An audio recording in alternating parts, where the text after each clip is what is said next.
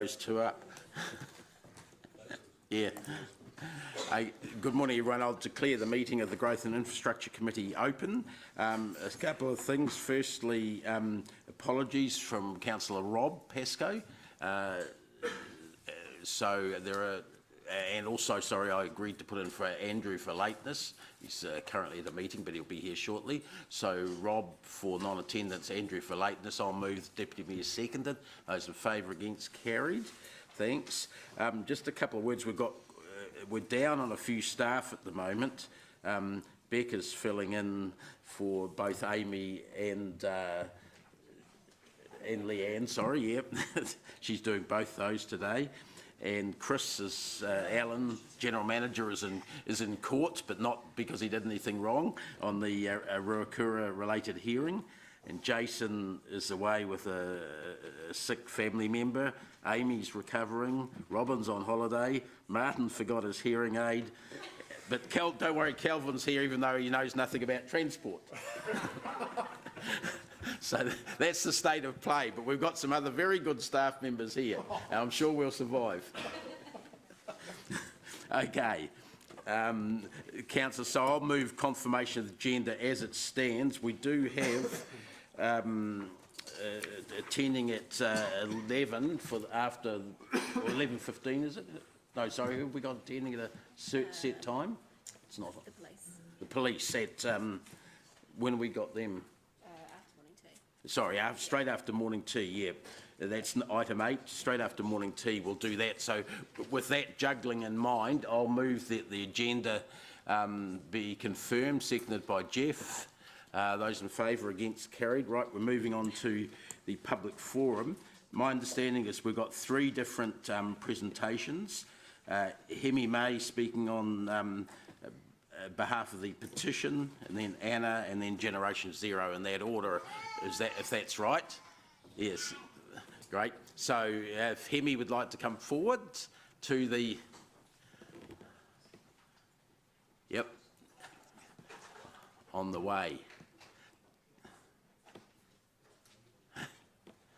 Good morning, Hemi. The floor is yours. 3 minutes, including questions. We'll be a little bit proximate there. Tēnā tātou katoa. My name is Hemi May Cully and I'm here to advocate on behalf of all signatories on our Recycle All Plastics Hamilton City Council petition. I've been a Hamilton ratepayer for 6 years.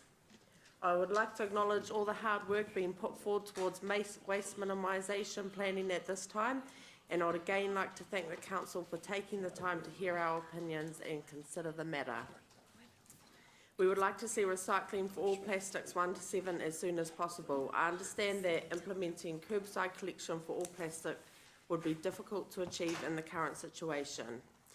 I'm therefore supporting the idea to implement curbside collection, and I'm asking the Council, I'm therefore supporting the idea to have a collection point erected.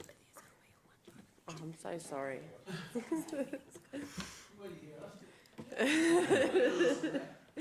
I'm asking the Council that if curbside collection for all plastics cannot be achieved at this time, that collection points are erected around the city and that a commitment is made to have all plastics recycled curbside in 2020. Collection points would be an ideal place to educate and start familiarising Hamilton to proper recycling for plastics. Clear signage showing how to clean plastics properly and what is accepted. Having a cleaner recycled product would make it much easier to outsource our recycling. Therefore, it is very important to educate our community about proper recycling and how to do it.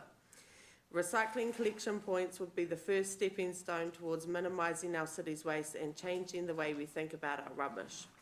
We want to see less in landfill and reduce the impact on our waterways and our whenua. Therefore, it is important to take what action we can now. As I was editing my speech last night, I asked myself a question. If we can't get all this plastic out of our city, then why are we letting it in? Thank you. Thanks, Hemi May. Just a word, councillors, the petition we actually received, we think it was 2 meetings ago, so that's why it's not currently in front of you. But the issue is in front of us in items 13 and C2, and this part in C2 is in public excluded simply because it's got confidential financial information from a contractor in there, but the issues are all out in the open in item 13, but we are going to deal with those two pretty much together at the end of the open part of the agenda, if you get what I mean. So that's just a note there. So the questions from councillors, sorry, it's been a while since I've done this, I've got to look at this list here. Councillor Jeff, thanks, and then Siggy. Thank you, Dave, and thank you for your submission. And I've got plenty of sympathy for what you're saying. What's your sort of answer about the issues with China's green sword policy? You know, and the fact that the concern that with plastics 3 to 7, at the moment there's a possibility there just isn't a market for them. You know, they may end up just getting stockpiled, and in the short term, what's your answer to that? My understanding is that there's a market for clean product, but that it's difficult to outsource recycling that isn't very clean. And I think that educating the community is vital in producing clean waste. Sorry. So for the time being, I guess the issue is where we put the stuff, isn't it? If there's no actual destination for it. My understanding is at the moment our plastics 1 and 2 are going to Tauranga. I could be mistaken on this. So I'd imagine it would also go there, but I don't have a large knowledge of how all that works. Okay. I think some of that technical stuff can come up in item 13, Jeff, as well. I'm pretty sure Charlotte and Trent are ready to answer that as well at that stage. Siggy, thanks. Answered the question, but I just want to thank you for the petition. So, and you really think with the education we can change people's behaviour around plastics? Yeah, I really do, and I know a lot of friends and family who don't know how to recycle properly, and it's shocking the amount of people I see putting the wrong thing in the recycling bin. But then I can also see that there's no easy way for them to get that information unless they're willing to go and do their own research. Yeah. And I don't think it should be that way. I think our community should have really easy access to that information. Yeah. The other question I have is, I mean, are you part of a group or you are independent here? I'm an independent. Okay. I just wonder whether there is a group out there that would be able to help with the educational side, like volunteer sometimes, you know, just to stand there and explain to people. I don't know, is there anything like that possible? I'd imagine you could talk to Go Eco about that. Yeah, I could do that, yeah. No, thank you so much. I loved the last sentence too. That was really cool. Thank you. Awesome, thank you.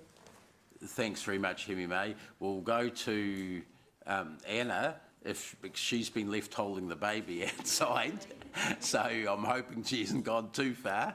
Can you swap babies or swap adults or something? If not, we might move on to Generation Zero, but I know Anna's speaking on the same topic, so it might be better to wait a sec. Hi, Anna. Handed over the baby. Yep. Floor's yours, thanks. You know how it works. Yeah, cool. Kia ora tātou. Thank you for the opportunity to speak today on behalf of Go Eco. Really here to support Hemi May and the petitioners.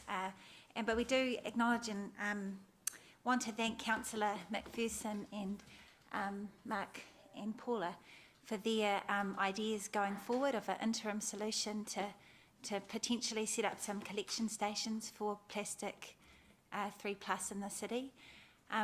We think that's a really good way to move forward at this time. I did call waste management myself, so I understand the tricky aspects of collecting the plastic 3+ now, but we do look forward to it being funded in the 10-year plan, and we will be encouraging the community to make submissions in support of that current proposal in the 10-year plan for the full suite of curbside recycling. So we really hope that comes to fruition.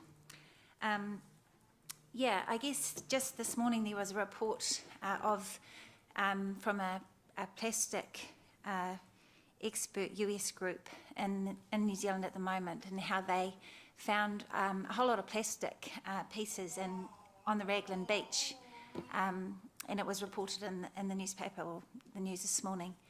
And I guess that's just to show us, or to highlight to us, that this issue of plastic is actually impacting our environment right here. It's not just somewhere else that this plastic is coming to. So we do need to be mindful of how we use plastic in New Zealand. We do import a lot of plastic to make into other products, so we need to be pushing back to our manufacturers and thinking about what else or what we can do differently.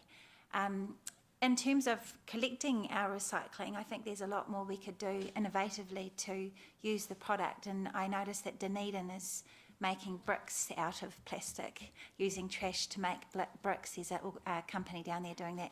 That's the kind of thing that we could do in Hamilton and create jobs out of the plastic that we may stockpile, because there isn't such a market for it potentially in China anymore. But we can look at innovative ways here too in Hamilton. So just encourage the council to think that way, and thank you for considering the collection points, and ask that they could be accessible to people without transport in our city. So thinking about that accessibility issue. But thank you. Thanks, Anna. We've got a few questions. Gary, thanks. Thanks, Anna. I heard that thing on the radio this morning too. Did they say how the plastic got there? Just through the ocean. No, they didn't say specifically, no. But it is the little pieces, so the fragments that are pre-production plastic. I think we import a lot of that plastic to make into packaging. So someone's and such. tipping that stuff over the side of a boat or something? Not sure how it's getting there. Yeah, it's leaking out one way or another. Yeah. Yeah. So it's easily done, I guess. When you've got little pieces of plastic, they can easily escape. So it's Escape from what though? production processes, I guess, But into our there's no wastewater. production processes on the ocean. I know, look, I know. Well, they didn't, not on the ocean, but water connects. So the water from the rivers and the streams goes out to the ocean. So people so are it throwing travels, so plastic people are throwing their travels. plastic into the river, and then Well, they're not throwing it personally. I'd say it's probably coming through in ways we don't fully understand. But that would be a good question to ask our manufacturers. And I know that the plastic manufacturing in New Zealand, they have done some work to try to protect that leakage from happening. They're aware of it happening, and they have done a campaign and won an award for their campaign to try and reduce that. So they are making some steps in the right direction. But and it obviously- did reduce. What did they do to make it I don't know reduce? how they're measuring it, to be honest. I haven't looked into that. Thanks. Paula, thanks. Thank you, but I think I can also help. Paula, can you speak into the... Yeah.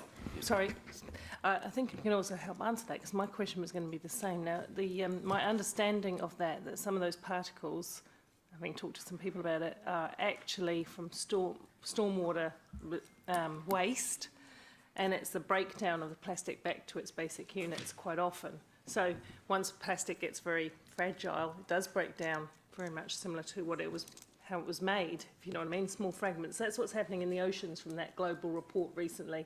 It's the breakdown of the plastic.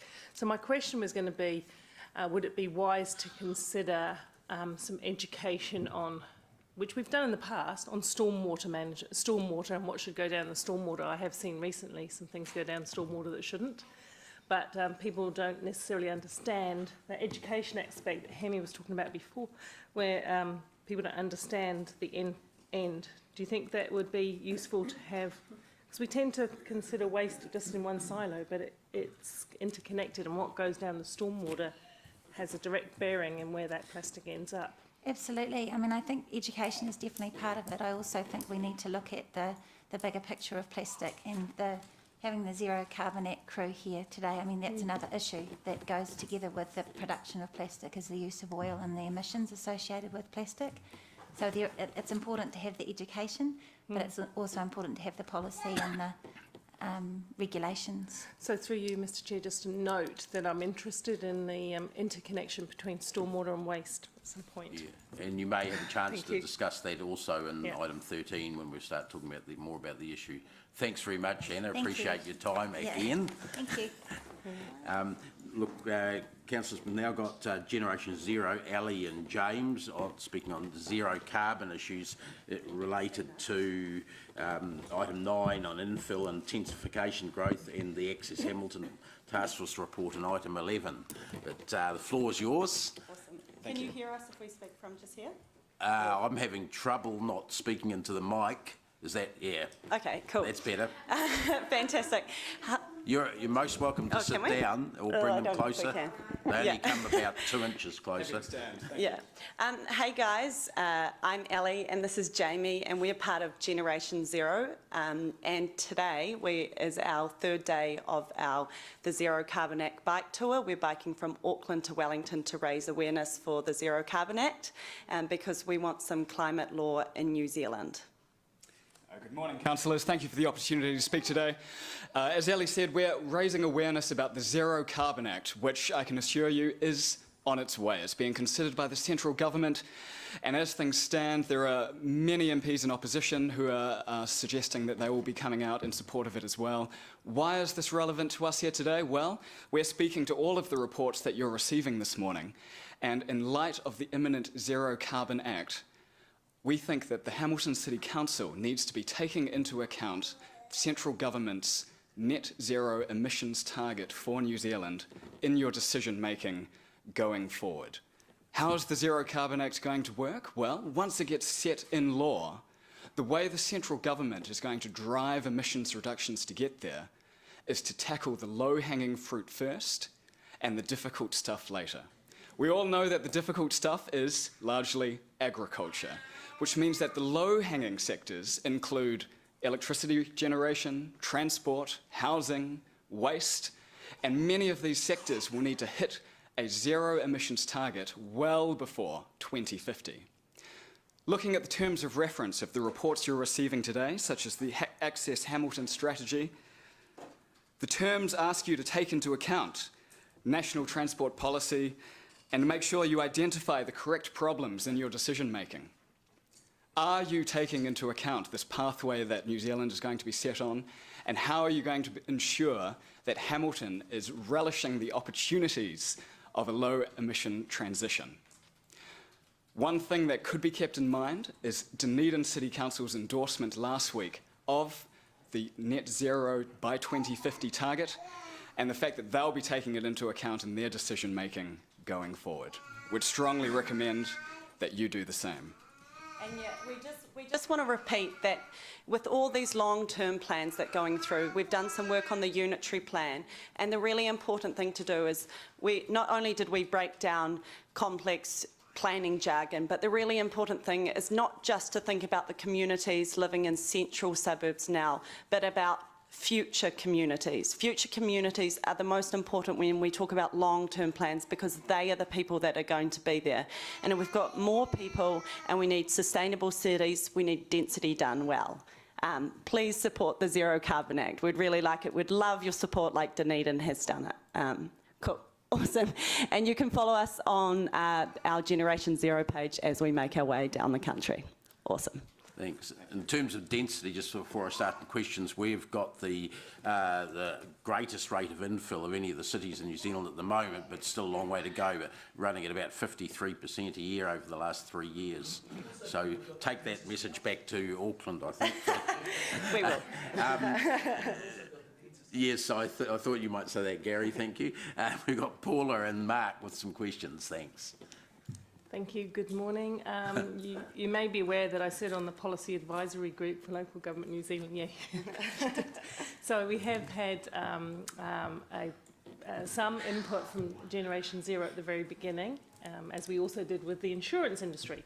So my question is, things have moved along then, we've changed government as well, but the Policy Advisory Group, which incidentally meets next Monday, is developing quite fast in that space. It's one of the pillars of the work that the governance group is doing at Policy Advisory. Are you keeping up to date? And it's funny that you mentioned Dunedin because you know that they're also represented on that group. Yes. So are you keeping up with the drafting and engaging with local government New Zealand at this time? Because it's very fluid. So will we be seeing you there again? Have you been able to see the drafting as it's occurring? Absolutely. We're closely following the fluidity of the LGNZ process, and we'll be looking to input all along the way going forward. All right, great, thank you. Mark, sorry. Thanks for your submission and your bike ride. On a scale of 1 to 10, like 1 being we've just come up with the idea and 10 being it's law, where are we at on this thing? How imminent is this thing that you're talking about? You're talking about a year, but this is government. How imminent is it realistically? Realistically, I'd put it at an 8 out of 10. The central government has indicated that they'll be gazetting the target itself in the months ahead. The bill and the framework around it, around how decisions will be made and how that transition pathway will be planned, that is probably realistically about a year away, and there are some technicalities that need to be worked through, including in consultation with the likes of LGNZ. Okay. And has this happened around the world? So this is, we're actually basing it on the Climate Change Act of 2008, and what's really cool is that was passed in the UK, and it was the Conservative government that brought it through, and the really important thing what we want is they had cross-party support. It's not a political issue, this is an issue for everyone, and so it covers every single industry. And there's also, if you go on our website, you look under publications, we've looked into other countries' studies and law as well. But in terms of like relativity, the closest one is the UK Climate Change Act of 2008, and since implementing that, they have had reductions in emissions and they have kept to their goals. One of the important things part of the Act is that you have short-term and long-term goals for transparency, and it's about having keeping people on target, not just having long-term goals that we can worry about in 20 years' time. It's about every couple of years re-looking at it and ensuring that you're keeping on track. And some of the best resources available for how the Act works and what these transition pathways must look like is the material produced by the UK's Independent Climate Commission, which is currently chaired by Lord Debon from the Conservative Party, who used to work for Margaret Thatcher. And his views are absolutely on point. Okay. Thanks, Siggy. Much for that. I have got something to say to Mr. Chair. Just about, can we have some proper, yeah, I know it's No, question. well, we're running late and I know. it's much longer than 3 minutes, so I could have cut you off so that you've still got the right to ask a question. Oh, yeah, I'll ask a question through the chair. Can we have some proper microphones next time so people can stand up and talk? That's all I want to say to this, because you did a great Thank you very much. Thank you. It makes it easier. It's not so scary, I must say. Standing up, it feels better. Absolutely, yeah. You're sitting on a bike for 2 days. Yes, that's why you're excused. Okay, Gary, thank you. Thank you. You're aware that when you make big policy decisions like Zero Carbon Act, there's a trade-off somewhere along the line. So do you want to identify what are the trade-offs? Do we spend less on health? Do we spend less on education? Do we... Because an awful lot of low-carbon energy is hugely subsidised, and virtually none of it is economic presently. So have you decided who's going to miss out? Absolutely. Now, the trade-offs that we're looking at when these sorts of climate change transition pathways are set in stone are not from sector to sector and from winners to losers in the near term. It's actually between short-term decisions and long-term decisions. And what we need is some long-term thinking, foresight and leadership to plan ahead and actually think about what a net zero emissions Hamilton might look like in 2050 and start planning for that now. The trade-offs kick in if you're only planning for the short term, and that's when you get inefficiencies and stranded assets, because the decisions that are made now are not compatible with that net zero emissions future, and they end up being completely useless somewhere along the line. So what are the trade-offs? The trade-offs are being locked into a pathway where But what it are they? becomes... Just identify some. You said long-term, short-term, that's not a trade-off. Certainly. So one example is being held to a fossil fuel dependent future for far longer than we need to, and then at some point along the line, in order to hit that 2050 target, we're going to have to make a more abrupt transition that wouldn't be necessary, which would mean, for example, workers working in oil and gas are unable to go through what we call a just and fair transition, where they can move from one form of employment to another. So there'd be people losing jobs and some industries would fail and... If this transition is done in an unplanned manner, correct? Okay, councillors, we do need to move on. Thanks very much for your time. Thank you. Thank you very much, and back the Act, the Zero Carbon Act. Have a good journey the rest of the time. Watch out for the wind. We've got our other bikers outside, but they are doing a magazine blog at Waikato Uni now with the students, so yeah, Okay. we're around trying to get public support. Thanks very much. Councillors, we do need to move on, but thank you. Councillors, the next item is the Chair's report, and I want to make a couple of notes. I wasn't aware until the report came out that the schedule was going to be attached to this report. The schedule we had already identified as incomplete and needing some work was supposed to be coming back at a subsequent meeting. So I'm not proposing to have a discussion about that because it's not ready for a discussion yet. It hasn't been, as staff say, populated by all the dates of when the reports are going to come through yet. That was work yet to be done, so it's a mistake that was there. So my apologies for that.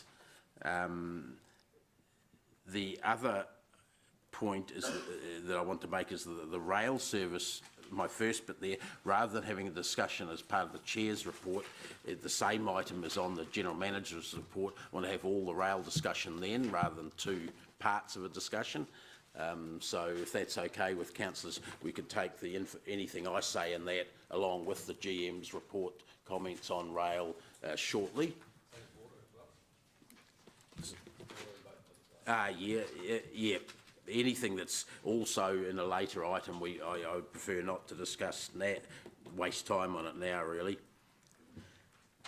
But are there any other questions or comments on this? I've got, Gary and then Angela. Thank you. I was going to ask a couple of questions about those things, but I'll go wait till we Yeah, if you wouldn't mind. Thank Just you. on page 8, Dave, your second paragraph in talks about the Speed Management Task Force and Parking Task Force. Just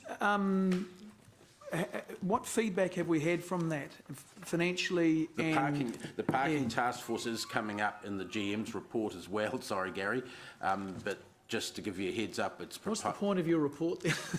probably none at all. All you've done is pick bits out. But Amy was hassling me to write it. Okay, I didn't know exactly what was going in the GM's report, so I wrote the stuff. Okay, all right. So if all of these things are covered later on, I'll wait till then. Yeah, definitely that one is. Thank you. Sorry, we got Angela and then Siggy. Thank you, Mr. Chair. I apologise that I have to leave early, so I may not be here for the Access Hamilton conversation, but I just wanted to make a comment. I do have a question, but that if I am still here when we get to that I wouldn't be supporting the task force to continue, only because I think that the Access Hamilton has done its work and it should be formally reported now through the committee. But that would be just a comment that I would leave on the table. Just on page 8, at the last Growth and Infrastructure Committee last year, the General Manager, under the visibility among elected members around the major resource consents, the General Manager was to report back on a new process proposal. Dave, you've popped that in your Chair's report, but Calvin, I'm looking to you about that resolution and where that process is at. Yeah, so I think it comes up also in discussion. So we have done a bit of ferreting around and looked at what we've done previously. We haven't got a report in this area, but we have had a previous procedure around sensitive type consents. So we are planning to just refresh that and bring that back as an opportunity for councillors to discuss at the next meeting. So at the next one then. Yep. So you have failed miserably on that I have. resolution. Yes, I have. Which is a bad start for me this year. Yes. You know how I feel about staff meeting resolutions. We are keeping an eye on that one, Angela. But yes, I see. Thank you, Mr. Chair, for your report. Just one other procedural comment, and I apologise for not raising this with Democracy earlier or last week. I have some concerns around us. I don't think we're quite getting it right when we just receive a report, and noting it now because there's many reports in there that we just receive. I think that there's quite a difference between receiving a report and then receiving a report for information only. We actually receive a report for things like the Chair's report, as well as a formal annual report from, say, our CCOs. And I'm a little bit concerned by that. And also, I think, Mr. Chair, it again speaks to some of my concern around getting these resolutions right. So I think that the Chair's report is for information only. I do apologise for dumping this quite quickly. It just sort of slipped my mind. I think it's a good point, Angela, and formal things or things that you're receiving because you want to approve them is a different matter from receiving for information. Yes. I think, but in this case, the Chair's report is clearly not asking you to do anything specific. Yeah, so it would be for information only. Yes. And the recommendation here wouldn't be B, would only be A in this case, because B relates to that jumping the gun on that list schedule of reports, which is not ready to be finalised yet. So we've got Siggy, Gary and Paula. Chair, I just, on page 8, when you're talking about the disconnect, in your opinion, on Harrowfield, Tower Lakes and so on, can you just explain that to me, more in detail, what you mean by it? So, yeah, to make it clear. Well, perhaps the best example, I think, it might be the one that Angela was perhaps alluding to, and that's the application to shift the church in London Street. Was something a number of us only heard about in a media report, followed by a staff comment to us after that, where I feel that issues of public interest should be alerted to us first, and in a way where we can have the opportunity to say what we think the elected members' viewpoint on that is. Each time a submission, a consent application, is heard by a commissioner that we appoint as councillor, staff will be doing a report to that, and that report will often, as in the Te Awa Lakes case, take a stance for, against or neutral on it. But that stance is on behalf of the whole council, but the elected members are not being given the opportunity to make a comment, to direct, if it's legally possible, the staff. Sometimes it isn't, depending on the sort of status of things under the Resource Management Act, but that's what I'm alluding to, of the disconnect. I don't think elected members are connected into that process enough. Okay, thank you. No, that's good, thank you. Thanks. Gary. Just going back to Angela's point on resource consents, and my memory might be failing me here, but the CEO used to send out, I can't recall seeing a sort of a weekly update on all sorts of stuff that's going on, and at the bottom of it there was always a little grid worth of, and I assume it was the high-profile resource consents, or maybe it was all resource consents. I'm not sure. I think it's all. So is that so it's still happening. Yeah, so that's not sufficient for what you and I think Angela are talking about. Is that right? Well, in this case, the example I mentioned, that had actually been in a CEO's report many months ago, and it took a long time for the application to actually come to a hearing, by which time no one had remembered what the details of it were. But some you want to. And I think so. The sensitive ones do get notified to you through that document. But the chairman's point is quite valid, that we don't then have an indication from you collectively of which ones would you then like to have an awareness of.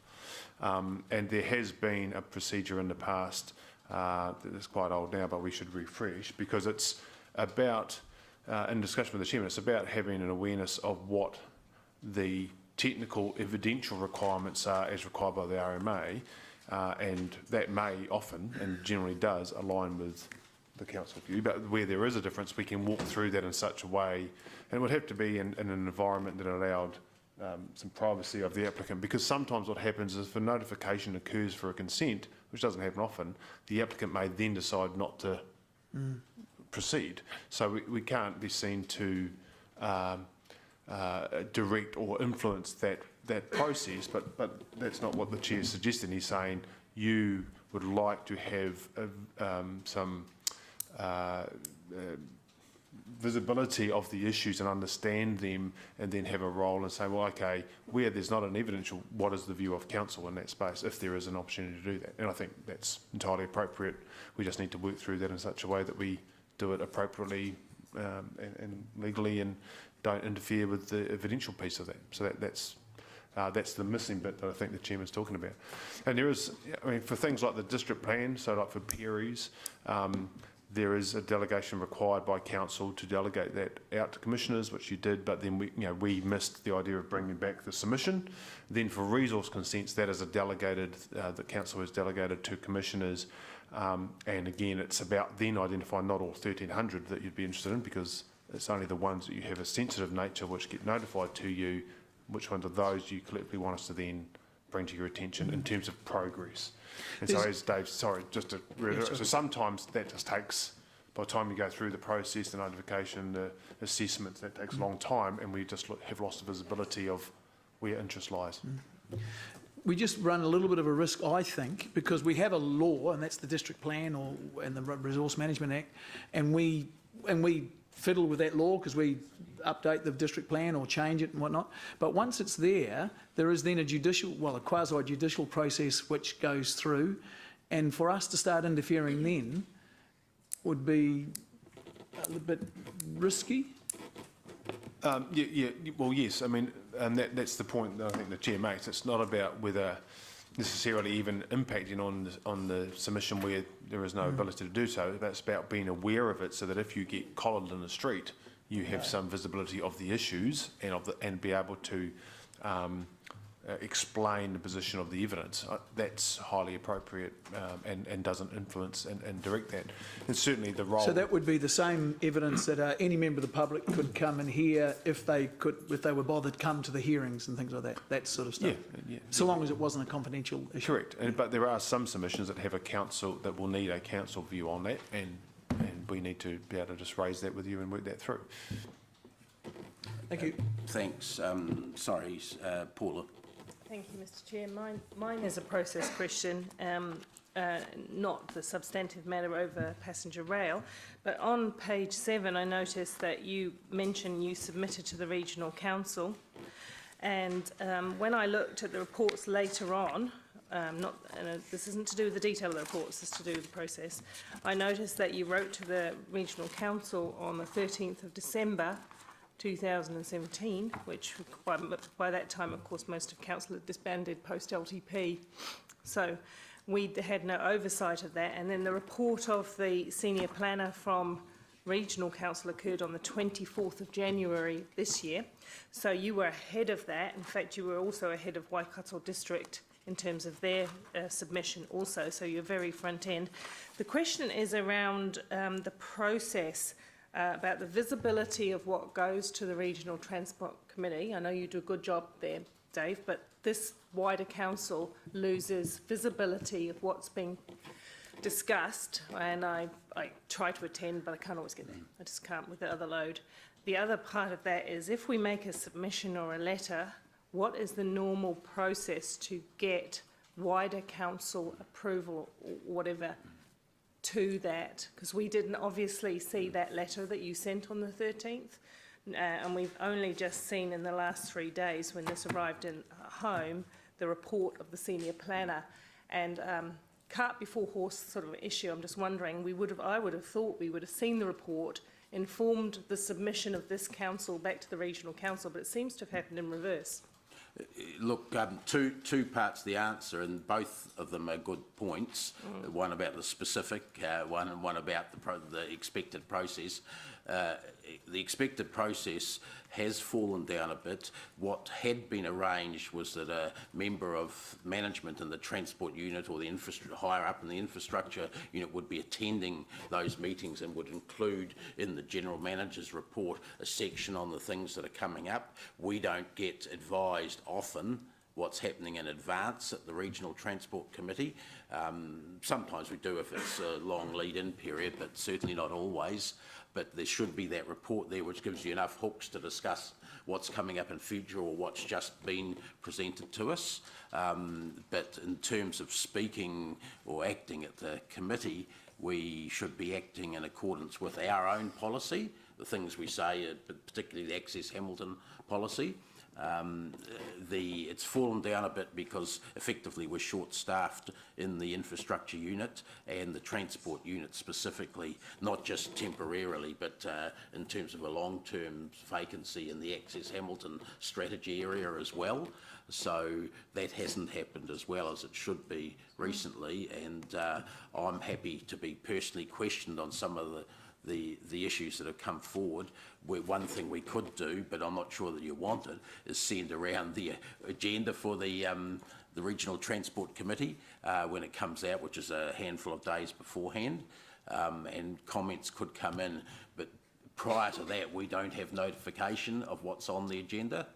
So we couldn't sort of, for instance, put it on a meeting schedule of ours and then have a discussion. We're not in that position. Yeah, no, thank you for that. The specific one was we had submitted on what we had done on rail in terms of the park and ride and the allocation and the Access Hamilton budget to the Regional Council. They came back to us after our last council meeting last year and said we want a specific suggestion or recommendation from you about how much to put aside or to collect as a, I don't want to go into the details of it, but just for the process sake, how much should be collected for subsidising rail services from Hamilton residents after the last council meeting. So that's why we wrote with a specific suggestion and submitted on it, because it was in between our meetings, and they insisted that we actually make some suggestion to them then. Okay. That answers the question. Thank you, Mr. Chair. Yeah. I guess just to flag that I feel uncomfortable with decisions that are of major public interest being kind of, and I would hope that we can look at some mechanisms to avoid that happening. And I'm particularly talking about the interim rail service. We are all absolutely interested in that, and so we should be abreast of anything that goes between the this council and that matter. Yeah. But, you know, I do accept your reasons in this respect. But Their LTP draft discussion was on the 29th of January, so we sort of had to get something into that. They wanted, yep, in this case, but we need to plan further ahead. We weren't even aware that they wanted it from us when we last met. Just a point of process, in my previous position when that has had to happen, I have noted that this has not been through the whole of council, so I would write on behalf of council, email it out to them and so on, and then it would have a note on that this hasn't been formally ratified position of council. So it just kind of gives that, otherwise they receive a letter and they think we've all roundly discussed it and we might not have discussed it at all. It's just process. I'm a bit of a stickler for process. Thank you. And that's a fair point. I guess we were somewhat relaxed to the extent that it was being putting forward to a draft, and we will be asked to put in our own formal submission on that draft. So it's not the final cut of the council's position. Yeah, I think we both acknowledge things can be improved on that. So, Thank you. councillors, what I'll do is I'll move. Oh, sorry, Angela, come back with a question. Mr. Chair, I had similar questions, but I was saving them for. Yeah, I didn't want to get into the details of the rail. Yeah. Paula asked about how the process worked or should have worked. Okay, so I've got probably a couple, but I'm happy to We're leave coming to them that with the shortly rail. anyway, Angela. So what I'm going to move is simply that the chair's report be received for information, and that's seconded by Jeff. Any discussion? If not, those in favour, against, carried. Thanks. So we're going on to confirmation of the minutes of the 24th, is it? Sorry, hang on. So it says 24 October on my list here, but the one I've got here says 5th of December. Yeah, 5th of December. Yeah, sorry, it just says 24 October on here. Yeah, that's our mistake. Yeah, okay, that was 5th of December. I'll move, and seconded by Jeff. Are there any questions or comments on the minutes? If not, I'll put that. Those in favour, against, carried. So councillors, we're on to the General Manager's report, which is starting on page, get this right, 26, thanks. Yep. Kelvin, are you going to lead off on that? And look, let's do them heading by heading. So we'll do that, questions, that, move on. If there are any resolutions to do that, we'll probably do them one at a time, if they're separate, and then do a wrap-up sort of acceptance of all the other parts at the end. Certainly. Thank you, Chairman. So the first part's there. The growth indicator report is our usual quarterly report on those, the indicators, both commercial and residential, in those numbers. If there's any questions, I'll be happy to take them. Paula, sorry. Sorry, probably quite quick and straightforward with my questions. Page 3 of the actual report, the attachments. Sorry, which? Oh, the first one, we're talking about the growth, the business economy one. Are we on that one? Yep. Yeah, so on page 3 of that, just down the bottom, I noticed that it has, the last bullet point is about an employment rate. Yes. So that, councillor, sorry to interrupt, Paula, it's page 40 on your agenda. Yeah, sorry, 3 of the That's all right. report, 40 of the agenda, you're right. Talking about unemployment rate, I don't think council's, this council's totally responsible for unemployment, but just wondering when we can, I know that Waikato means business, which of course we are intricately involved in, has a focus on global employment in the Waikato and how that helps the Hamilton economy and our people who live here into employment. Yep. Can we please have a report on that, or when would we expect to see the work, details of the work that Waikato means business is doing in that respect, please? One question, that's that one. Sure. Yep. I can ask them to pull that. I don't. Yeah. Okay. Yes, I can find out for you. Yeah. Well, I think it's important. That work's happening. It's a bit the same thing about the process. That work's happening, Dave, with the Waikato Means Business. Good people on that board working on our behalf. We need to know what they're talking about. I'd just be interested in that. Thank you.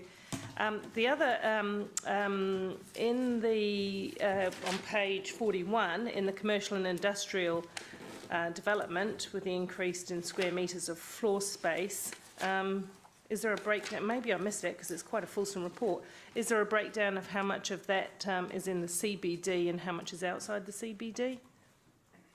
No, there's not a breakdown of that. I would need to check with our data teams to see if we can get that information down, but we should be able to because it'll just be on resource consents by location, so it shouldn't be too hard. And I see with the increase in capital value because of this new building, I was just wondering if that was part of the driver of the Mayor's proposal to capture CV, but maybe it's unfair to ask you that question.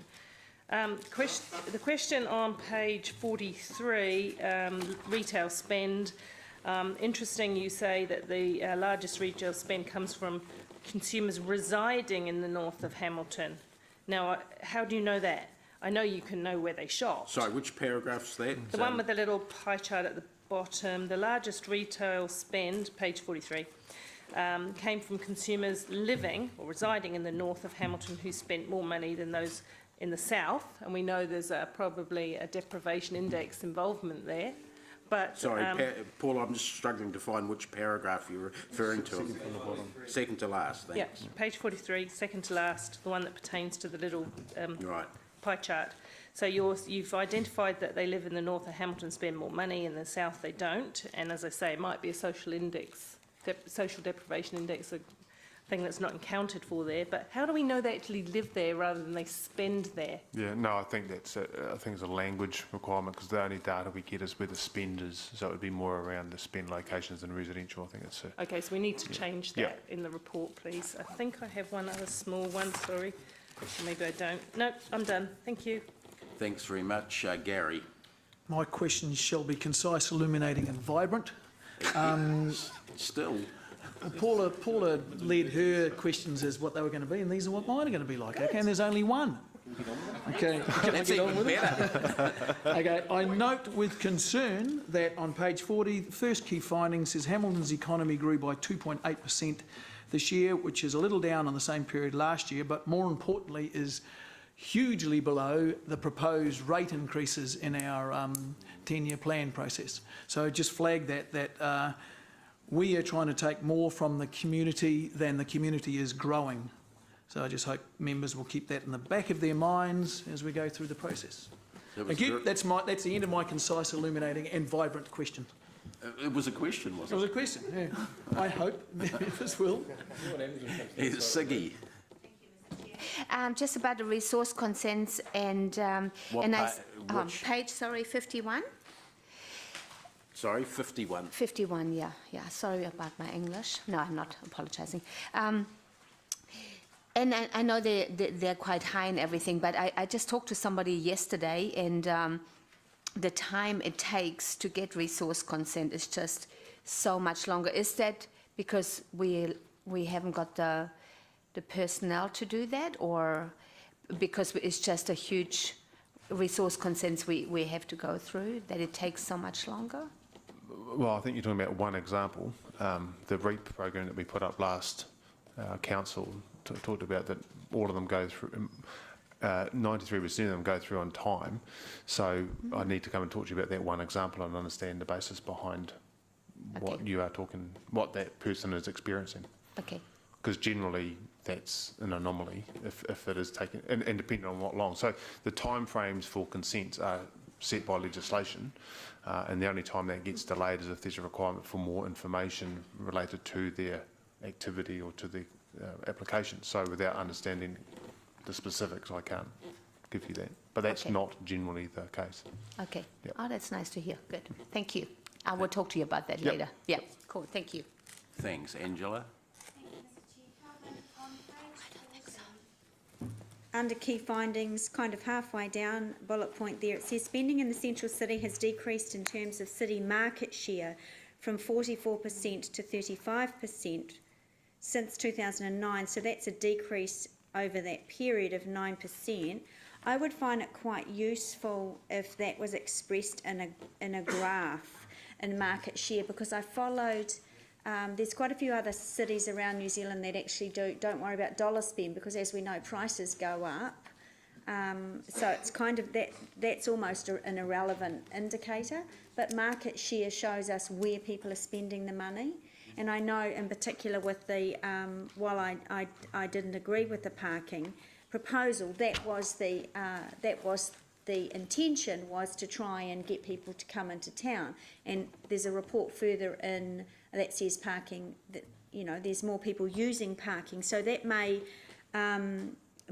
be working, but I don't think, sorry, I've lost my train of thought. What I'd like to see is that expressed in a graph so we can actually follow the trend of market share and where it's going. Because I think 2009 was when the base opened or something, wasn't it? So it's a good starting point for us to follow. To show that, yep. No, and the two gentlemen who put this together have nodded vigorously that they can show that. Good. Okay, that's great. Thank you.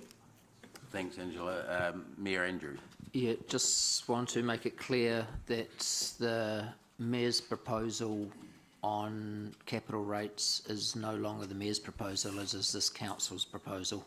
So I'm just clarification on our good member, Councillor Paula's comments earlier. Yeah, I think that's absolutely technically correct.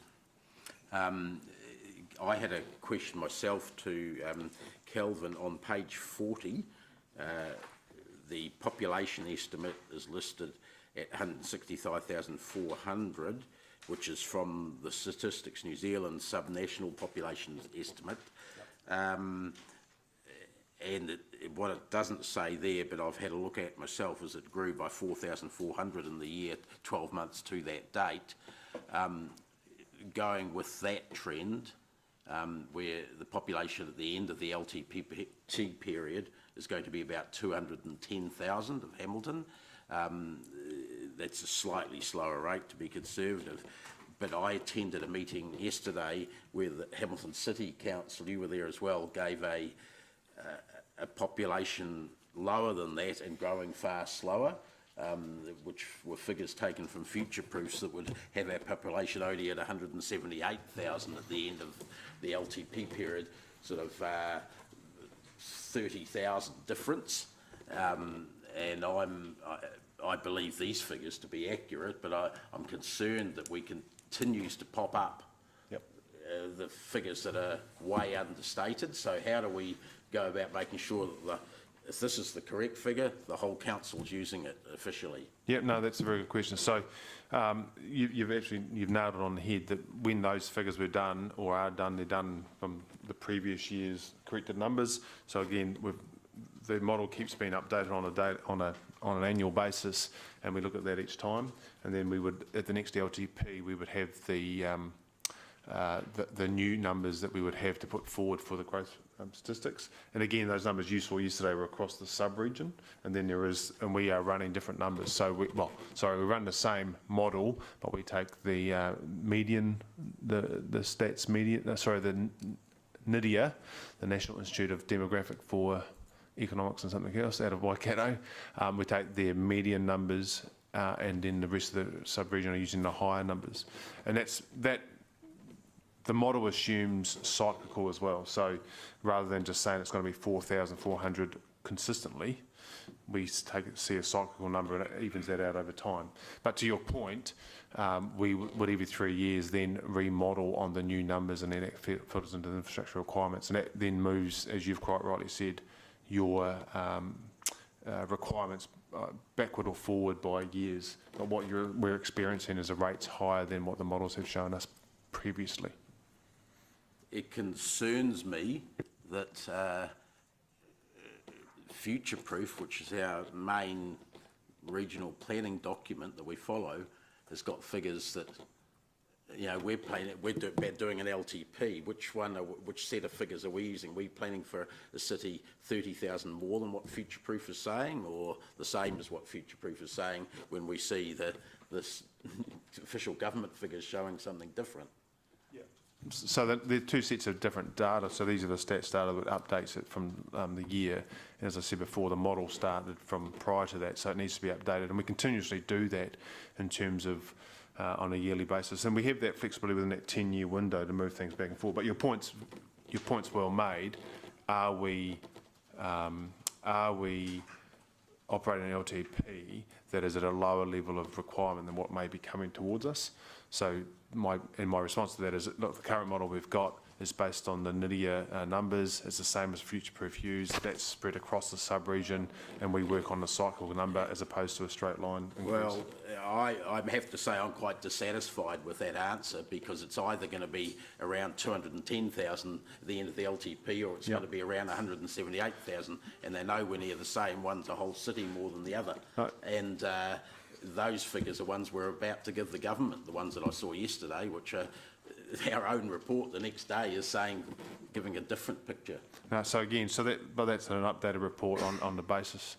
It doesn't take into the model. That's the pure now. So you bring the next time the model is looked at, you then start at this new starting point.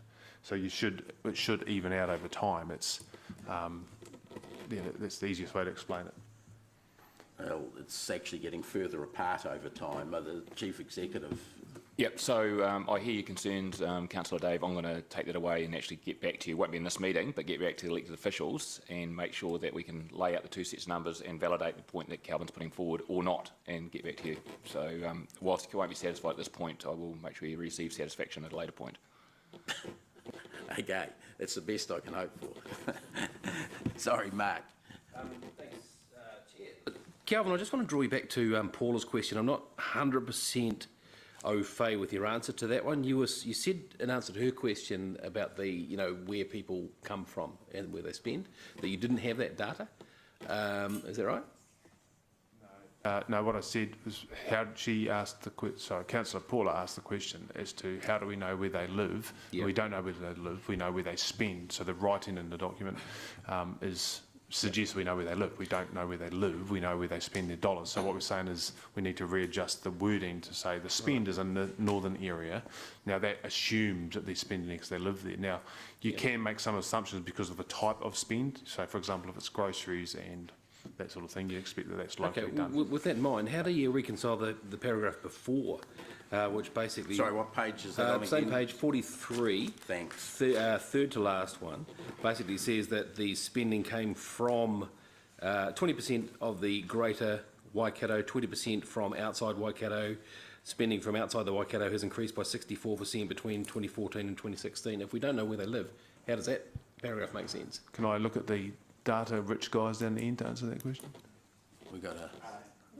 Yeah, Come forward, Steve. Come up Come to up, the Steve. front, I think. Greg and... I'm just kind of thinking we either know where they're from or where they're not, or we don't, so... Can I make- It's on. These are the DC guys. Hang on a minute. We actually do know where they live, so it is modelled, so it's not 100% accurate, but Right. basically the big data out there knows a lot about the spending habits of people, and some of the people who have this data aggregate it, and we can buy it off them. So we do know where people spend their money, basically, and where they're from. Right. So it's quite interesting to see how many people are spending money from outside of Hamilton and Hamilton, Yeah. and these spending characteristics. So, Sorry, hang on a sec. There's two different questions. One is Hamilton versus non-Hamilton. Yeah. The other's which part of Hamilton. That's right. perhaps, That and was my that's next which is question, Dave. Actually, Paula's how narrow question can we- earlier. Yeah, how narrow can we make that? So can you tell what part of town they're from when they're spending? In a broad regional sense, so we've got it split into 4 categories at the moment. Right. There becomes data issues and privacy issues if you try and narrow it down too much. Yeah. So this is the level that the providers currently... You know when you're at the pub, mate. Yeah, okay. No, that's cool. Because I was interested in the very last sentence of the second to last paragraph there, the CBD is the lowest, reflecting that there are comparatively fewer residents that live in the CBD. It's quite a long punt, isn't it? So where people live in Hamilton, the CBD is actually only a very small amount of residents. Yep. So there's not that many apartments. So it's based on where your residence is that you bank with. So your bank knows where you live. Yeah. So there's not many registered accounts within the CBD. Could I challenge that assumption just a little bit and suggest that not many people live at the base either? And I'm not being glib, but I'm just saying distance-wise. So is that more a reflection on... Sorry, can you point me to the... Yeah, certainly. Page 43, second last paragraph, page 6 on your report. You've assumed there that because fewer people live in the CBD, we're down to 3%. You've made a pretty bold statement there. But having said that, as someone who's involved with the Parking Task Force to try and revitalise the central city, it kind of shows me that, you know, it's not necessarily working. So that's not saying that only 3% of spending is in the CBD. That's 3% of spending is from the CBD. So if you live in the CBD and spend money at the base, that would be counted in that 3%.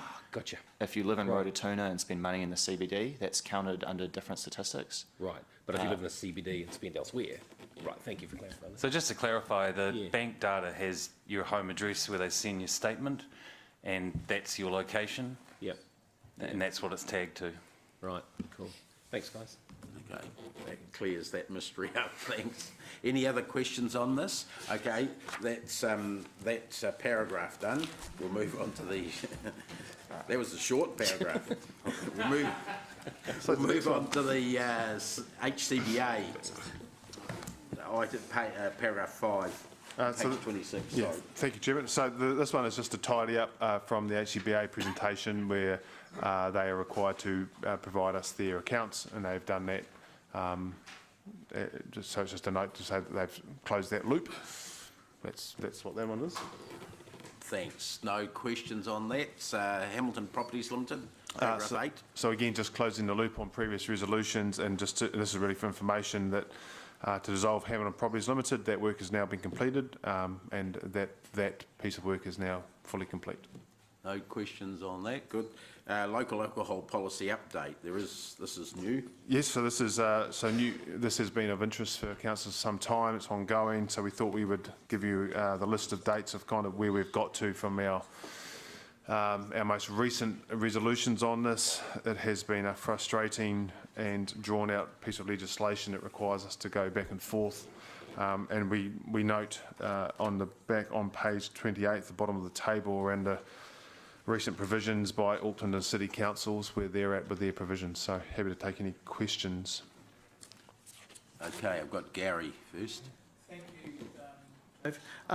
The issues that we're in battle with are, from my memory, just hopefully this is right, Yep. is the supermarket hours? Yes. And is the one-way door policy still an issue? No. So Okay. the three areas were around sale of food supermarkets in industrial areas. One was proximity to sensitive areas, i.e. schools, and the other one was So that's opening hours. anyone selling in close to a sensitive area? Yeah, Okay, correct, yeah. correct. So those three. So the one-way door So what was the policy, third one? I didn't, there was supermarkets? sensitive areas, supermarkets, industrial zones, and opening hours. Opening hours Yep. for supermarkets? Yep. So the one-way door policy wasn't part of the original Sorry, discussion. one-way, opening hours for supermarkets or opening hours for anyone? Oh, for anyone, but it's been appealed by the supermarkets. Sorry, Okay. for clarity. Yeah. So this covers the entirety of sale of liquor for the whole area, for the city. So those are the three issues. Just to recap, after our first draft went out, we had areas of negotiation, and we thought we could reach negotiation on those three areas with the two supermarket chains, and we had an iwi group we needed to work with. Then we reported back on progress on that in February of this year. There was a resolution of council to stop those negotiations and push forward with our draft, and that's cool. We've been working down to get it. That then brought a hearing date requirement, and it's been trying to get that hearing date and the evidence to support that has been ongoing since the February of last year. Okay. So that has been the frustrating piece. Okay, and the issue with the council's position on the supermarket, not opening hours, but selling hours, Yep. was that we wanted it shorter than what the supermarkets want, is that right? Correct, that's right. So we wanted, I can't remember what the time frame was, but we wanted to finish it Is it in the at report? 9 p.m. in the evening, and the supermarkets are after 11. And not starting until, I think we were okay on the starting hours collectively. okay. Yeah. Thank you. Thanks. Jeff, please. Thanks, David. Calvin, can you remind me, could you clarify for me, post-May 2018, when this hearing occurs, what the process is from there on in, particularly if this council, as there has been some discussion in the past, might want to make some changes to the IEP? No, good point. So at the moment, the only areas of issue that we can't add anything new to the policy as yet. So the process is that we have those three outstanding issues that the applicants either will put to a hearing, will either win or lose. When I say lose, will either be directed back by ALA to then re-amend our policy, or if we do are accepted and they're acceptable to all, it then goes back out for consultation again. And this is part of the problem with the legislation, that you have to keep going in the loop to get sign-off by all parties at any one time before you can actually then adopt the policy as active into council.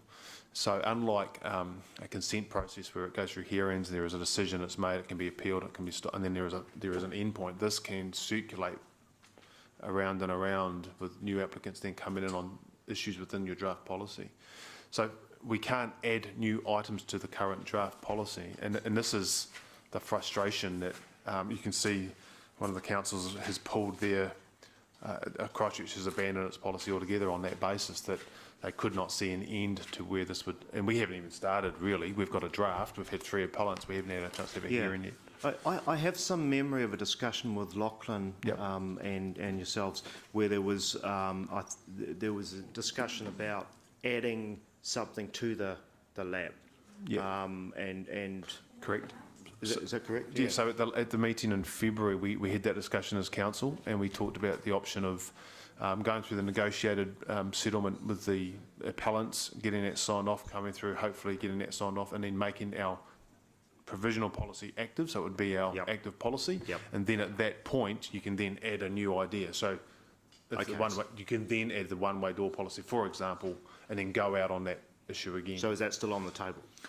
It is still on the table. The unknown is how long it will take us to circulate. To get through this first process. Correct. Sorry, Angela, you've got something on that as well. There actually is an active resolution that this council this term made, last council made, this council This council in February. that we are to, as soon as that policy is adopted, that we will look That's right. at one-way door policy. Yep. So that is an active decision of Correct. this council. Yep. But we It's have not to just deal an with this idea. stuff first. Yes. Yeah.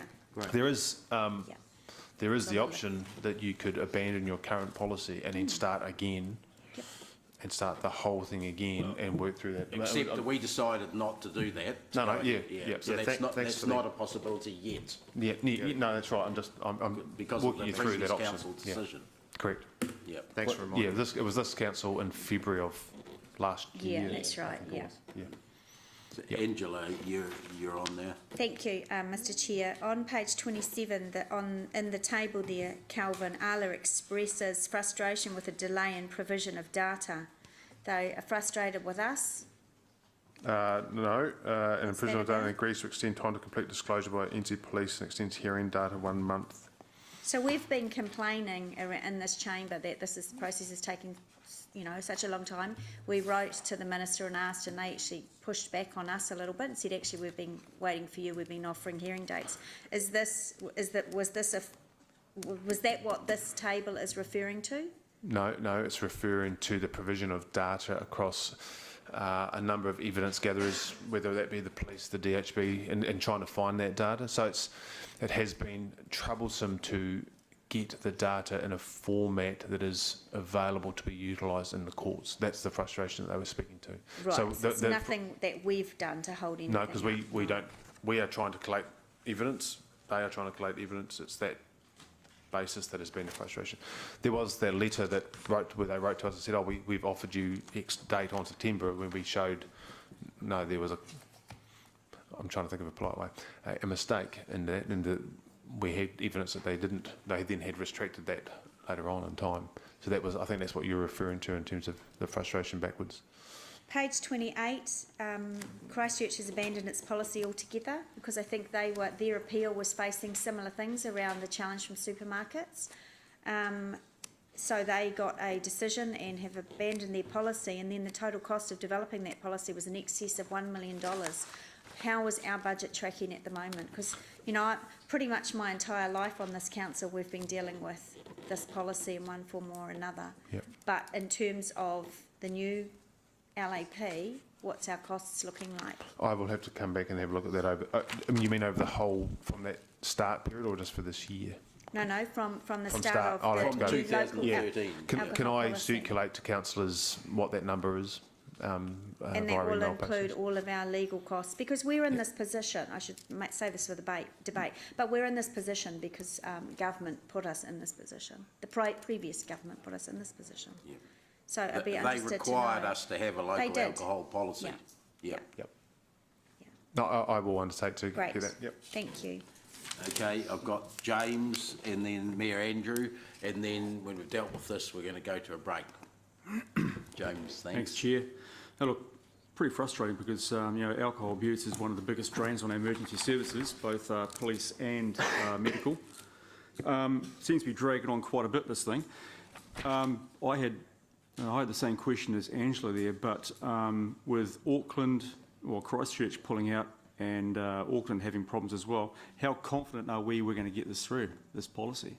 Or are we going to be wasting, probably like Christchurch, around about $1 million of ratepayer money?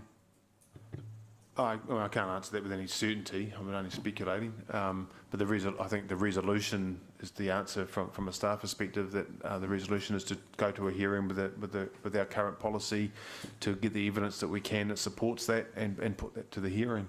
How certain we could be on whether we will win or not, I couldn't say. I mean, what we can tell you is, given the experience of Auckland and Christchurch to date, and our own experience in getting dates for our initial hearing, and given the way that it circulates back around, it wouldn't be a fast conclusion. That's the best I can give you at the moment. Right, so you have no idea of how much it's costed thus far then? Is it He said that he's going to get back to us with those figures. I don't have it on me, but we can find out pretty quickly. Yeah.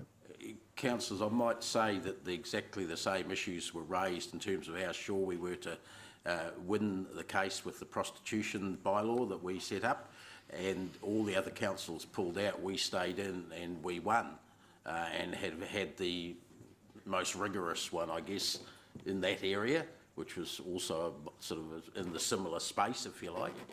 But that's no guarantee or anything. It just we had the evidence to back it up and presented it and won that case, despite all other councils pulling out of their similar proposals. I've got Mayor Andrew, thanks.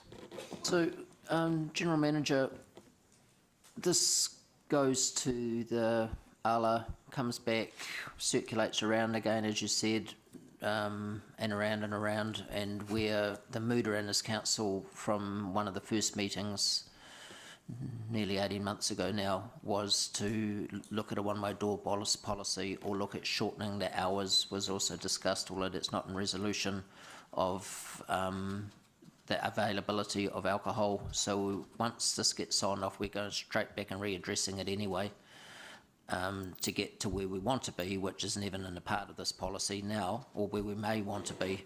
So why are we persisting with something that might go on for another year?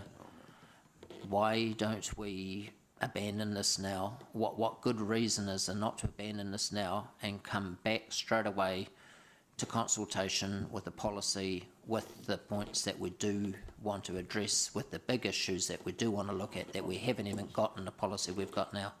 Mayor Andrew, I'm going to rule that question out of order. The reason being we've got a council decision on that. So it's not in order to ask staff why we're not doing something. There's a process to change a council decision, but the council decision, as the General Manager said before, specifically said that we were to hold off on looking at the one-way door and any other new policy while we were dealing with this case. Now, that's a council decision, and it's not fair or right to ask council staff why we aren't doing something else. They're doing what we instructed them to.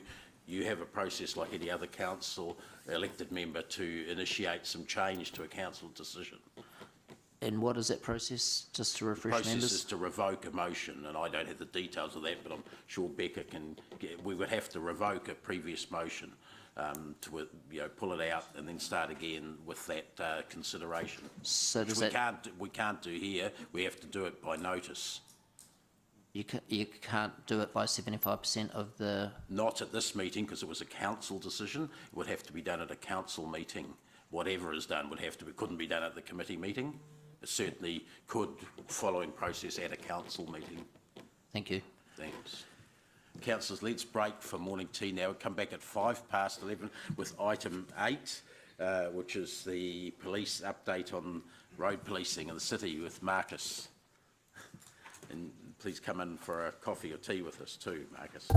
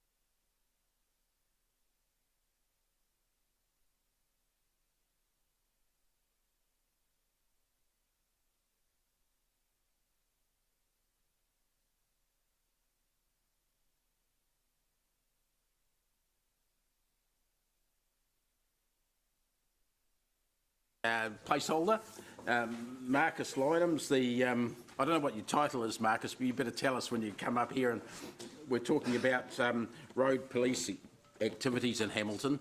Actually, while Marcus is walking up, one of the interesting things I did hear at the Regional Transport Committee at the end of last year from Marcus was the new approach in the Waikato to the way road police interact with members of the public that are not necessarily following all the rules, but I'll let Marcus explain that and other things. Marcus, over to you, thanks. Thank you, Chairman. Before I start, I'd just like to acknowledge Councillor Cass and Ann Tooman, colleagues of mine in the day.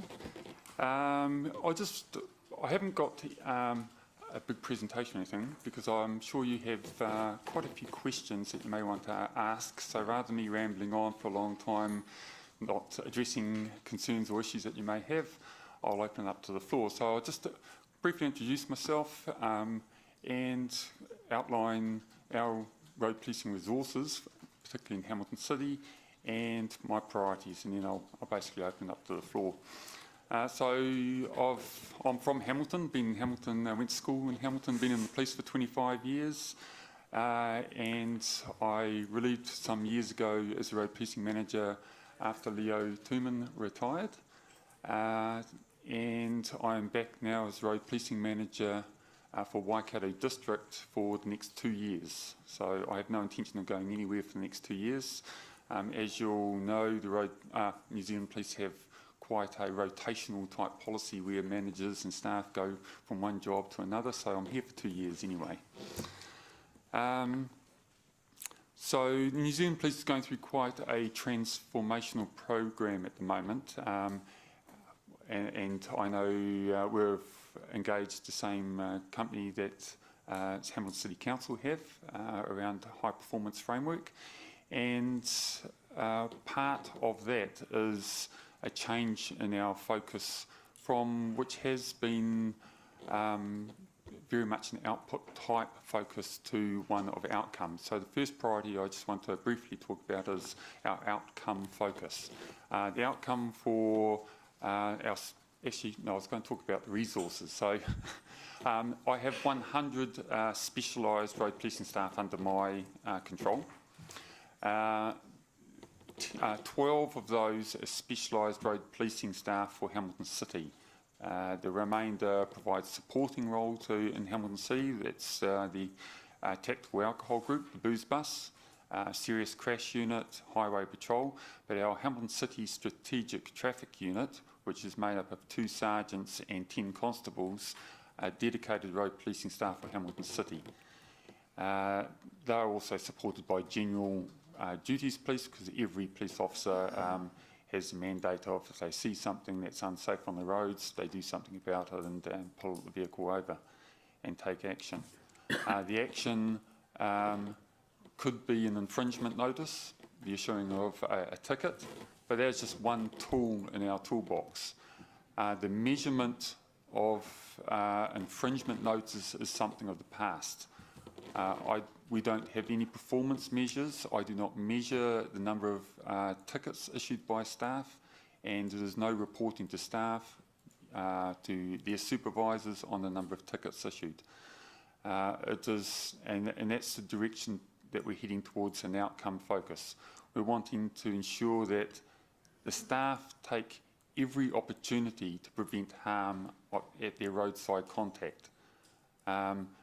So they may spend a few more minutes on that roadside contact to explain why they've been pulled over, why their behaviour is a safety issue on the road, look at alternative measures that can be that can be a referral. It doesn't necessarily have to mean a ticket. And by not measuring performance on tickets, rather than an officer giving 2, 3, 4 tickets at a stop, because they know somewhere in the background there that they've been measured on the number of tickets, they can focus on what behaviour is causing the risk and the safety on the road, and ensure that the ticket reflects that, and explain why the person is getting a ticket for that particular behaviour, and maybe give a warning on the other matters. So that's the outcome focus we're looking at. The other 2 priorities is deployment, ensuring that staff are in the right place at the right time and are highly visible. We've gone through a cycle over the years where we've been, people have perceived us as being a bit sneaky. That's not the case. It is about visibility. Someone receiving a ticket in the post isn't going to change someone's behaviour at that time. Pulling someone over and having 20, 30, 40 cars driving past that vehicle stop while they're dealing with that officer impacts everybody that drives past. So that visibility is really important. We do still have plain cars, but we have a whole number of orange, red, blue, burgundy, various coloured cars. The plain cars are still used, but those plain cars are only effective when they're pulling someone over, not when they're driving around, and no one can see them. So deployment is a priority, the outcome focus is a priority, and the other priority is around effective partnerships. I work closely with Robin Denton and Simon, who's behind me here, and we need to look at long-term solutions to those issues, which really rest with the local authorities, NZTA. So it's important that we work closely with them to ensure that we can have some long-term safety outcomes, rather than solely relying on enforcement. I'm not saying enforcement's not important. It is one tool in ensuring that we can reduce deaths and serious injuries. So that's my priorities, and as I said, I'm here for 2 years, and hopefully I get invited back and I can answer any questions further, but I guess at this point I'm happy to take any questions, and if I can't answer them, I will ensure that I find out the answers and get back. Thanks, Marcus. I've got quite a board coming up of questions here. Mark and then James. Thanks. Thank you for your presentation. So when you said 12, you've got 12 officers, is that 12 officers in cars of their own, or is that, how many units is that? So, yep, they drive one up, so there's 2 sergeants and 10 constables. Great, so how many cars is that on the road? Well, we have 5 cars dedicated to that group. Right. So, because they work, not all 10 are working at the same time, because early shifts, late shifts, so they have those 5 vehicles. Okay. And that's dedicated road policing that report to me, in addition to general policing. Right. Yep. So do the mufti cars work in town, or are they more out on in the highways? We have plain cars, is it? Yep, we have the mufti cars, the plain cars. I think we have 4 or 5 of them, and they're used in town and on the roads equally. So what's oh no, that's an offline conversation. We get, what do they look like? No, we get a lot of, in fact, one of our latest queries is about K Road, and obviously we're working really hard on the Gordonton Road, Thomas Road area. You say you're in contact with Robin quite a bit, etc. Where are you at with that at the moment? Because we've had 2 dings just last week. Gordonton, Darjon, virtually at the same time. So I've been working quite closely with Simon, providing crash data to him every month or so in relation to that road. So not just the road policing staff, but all police staff are aware of particularly the Thomas Gordonton Road. That is the #1 intersection. I think it's ranked as number 18th high risk intersection in the country. That's based on 5 years of data. The improvements that the council have done over the last 12 months or so, I'm sure will have had a significant improvement.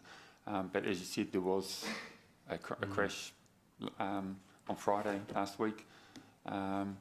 So yeah, our staff are aware of the high risk, and they deploy there, and they are being focused in that area, along with there is about 8 or so intersections in Hamilton City which are in the top 200 in the country.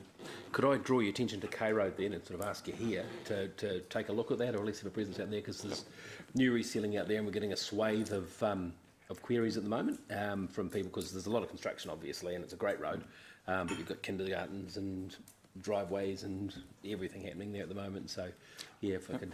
Absolutely, thank you. The 2 that have been on our radar from because complaints come through directly to us, some through to the council, been Collins Road and Grandview Road for speed, but I wasn't aware of K Road, so I'll take that on board. Yeah, cool, thank you. I mean, you can't be everywhere obviously, but yeah, thank you for what you're doing. Appreciate it, that's all from me. Thanks. James, please. Marcus, and big ups to the Waikato Police for the increased presence at the Gordonton Thomas Road area. I've noticed there's quite a few patrol cars around there every now and then, so it's quite good. With the high accident rate we've had at Gordonton Thomas and Darjon Gordonton, do you know any facts or figures there where most of those accidents have occurred? Somebody has been at fault. Have there always been infringement notices issued or court action undertaken? Yeah, I haven't got the data on me, but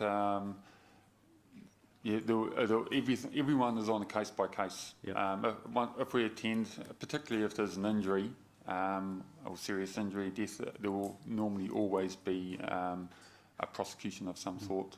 If it's a minor, and particularly with the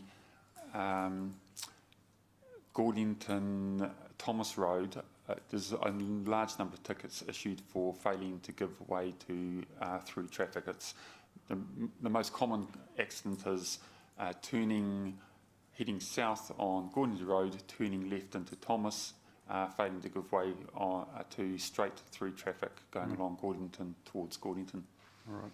So the new variable speed signs, 60k speed signs that are triggered by traffic on Thomas Road, in your opinion, they're working and they're actually decreasing the amount of call-outs for accidents or serious accidents? Absolutely.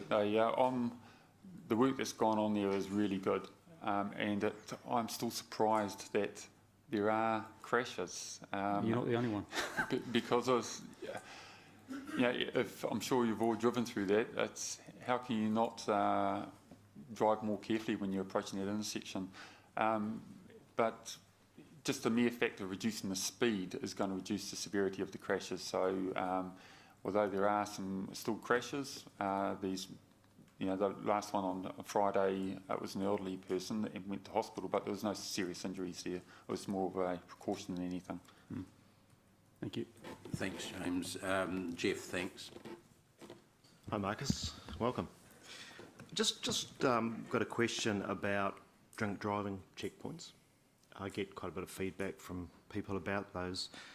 How effective are they these days? And has their effectiveness changed at all over the years, from maybe say 10 years ago to now?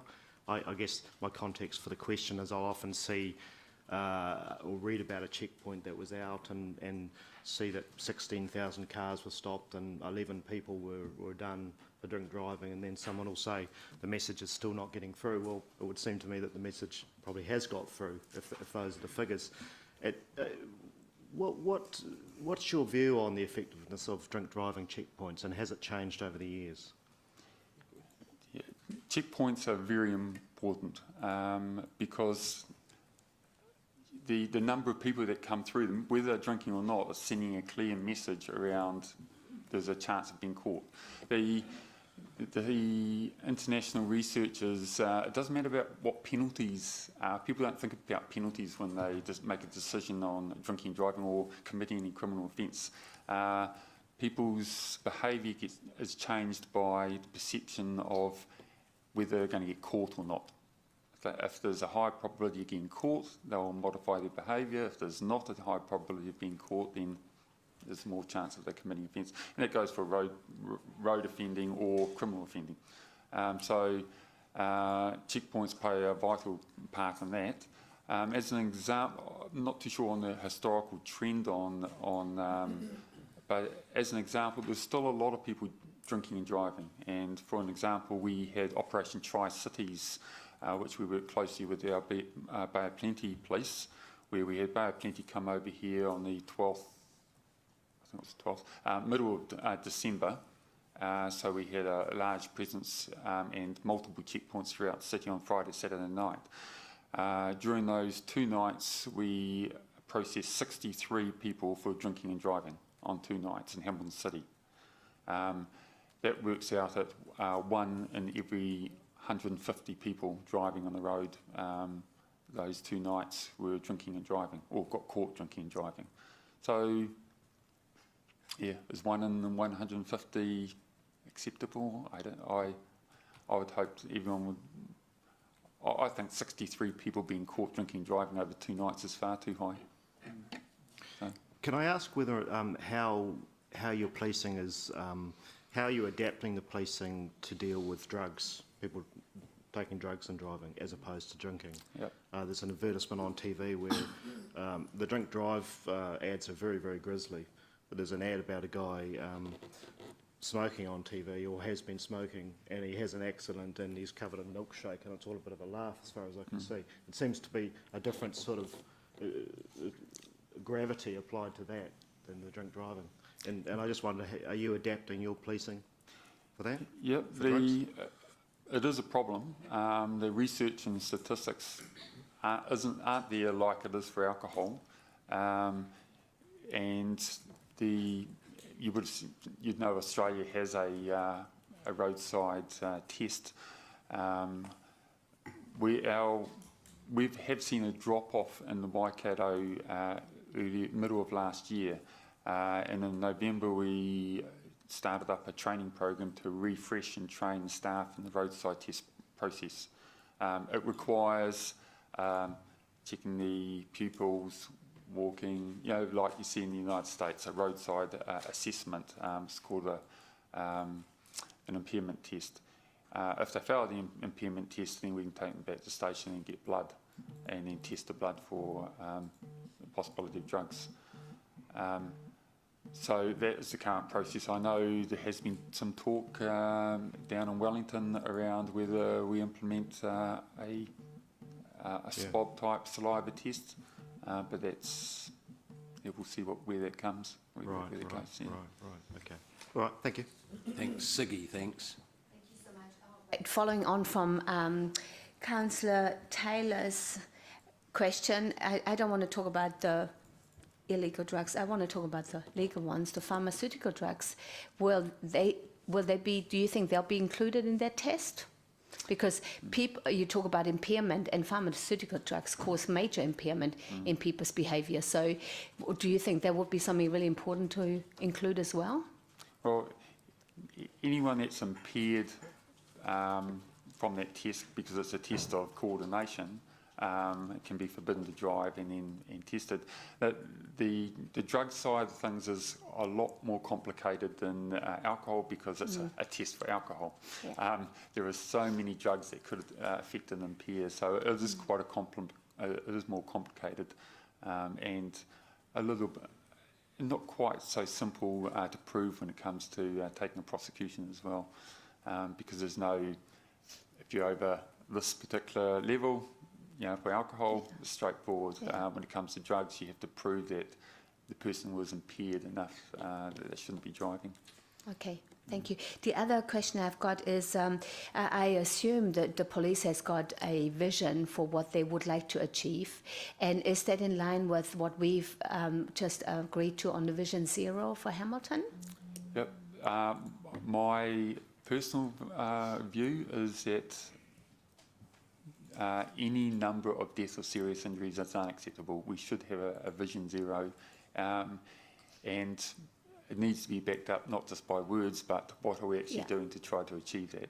Absolutely, but if you do have that vision, you will be able to talk to us more about what other, from your point of view, what other measures we could take to well, achieve that vision, isn't it? Yes, yeah, and it's a whole system approach. Our focus primarily is the user behaviour on the road, and speed as two key parts, but the roads and roadside is, I guess, is the major part that you as council play, and vehicles is another area of that 4 parts of the system, which NZTA have a lot of regulations and review that around rider fitness and safety. Thank you so much. Thank you. Thanks. Paula, please. Thank you. You mentioned that we have 8 out of the top 10 dangerous intersections in Hamilton. Yes. You mentioned 2. Where are the rest, just out of interest? Or did you not really want to put that on record? Yeah, probably best not to. I have got that data. It's based NZTA collect and manage that data from crash records, and it's from data captured over the last 5 years. But your transport team know that information and got all that. Okay, so then my next question follows on from that. Given that the sort of pillars of road safety are multiple, engineering, enforcement, education, that kind of thing, have we got the balance right yet? Well, I know we're working on all of these things, and you know, some of the things are more costly to implement than others are, but are we, given that we obviously have a few intersections that still need some urgent attention, have we got the engineering, enforcement side in balance? It's a difficult question for me to answer. I know, I felt it was a little bit unfair because it's a big question. But I guess from our point of view, a council has a role in engineering local road solutions, We also share, through the Regional Land Transport Committee, a role in road safety education. And of course, the enforcement, largely apart from registrations, which we assist with, is yours. I'm pleased with the level of commitment that the council has around education. That's an important because that's one of the focus areas for us, looking at those educational outcomes to change behaviour. And we're heavily, and the council is heavily involved in the likes of the Right Track, which has seen really good results. Most of the referrals from there come from the district court. We've set up recently the iwi community panels. We have a program where once a month we have drink drivers, careless drivers going through, spending a day at the marae and doing an alcohol impairment program there. There's the mentoring program at the settlement centre, is that what it's called now? Yep. Yeah. That's, to get their learner's licence, because so there are numerous educational type programs out there, and they're all really important, very important, and our staff are involved in a number of them, or all of those that I've just mentioned. And the enforcement, as you said, you know, you're picking up Yep. quite a few people, We're- so you're doing what you... We're the only organisation that's empowered to enforce road rules, so that's our primary focus. Yeah, yeah. And I know we, through you, Mr Chair, we do talk about the engineering solution through Access Hamilton. Just leave that question there for us to consider about the engineering balance. Just a general question, I'm not going to go into any details about this at all, but with an ageing population, it's come up before about capability to drive and the regularity of testing. I mean, there's not much difference between somebody who's 45 and 50 in terms of their life capability and their reaction time and that. But between, say, 85 and 95, there's a massive drop-off in sight and reaction time and skills and things like that. I did ask you in the coffee break, so I know it's a little bit... But are we there yet in terms of ensuring that this year's stats are quite good? They're sort of fairly balanced age-wise, but we do see minor accidents with ageing populations. Are we there yet in terms of ensuring that we've got the right things in place to exit people from driving their vehicles when they should exit from driving their vehicles? Yeah, there probably could be more proactive measures taken by likes of doctors. We get involved when we pull over a vehicle for unusual behaviour or involved in a crash and initiate a revocation of a licence on medical grounds, and that is quite well supported, and the person has their licence removed. However, yeah, so and we do that on a regular basis. So there's presently, because I know it came up at the Regional Land Transport Committee when I was on there with you, there's no legislation at this point in time to require doctors to, is there? Are they obliged if they have some, I don't know. I mean, you can give me this information offline if you like, but I'm just interested, I am interested in that area, and it's not a new conversation. Yeah. It's something I could ask NZTA with what referrals they get directly from the medical profession. Yeah, because I guess the two would, family can make those, if they don't believe, or a person who doesn't feel they're fit to drive can voluntarily do that.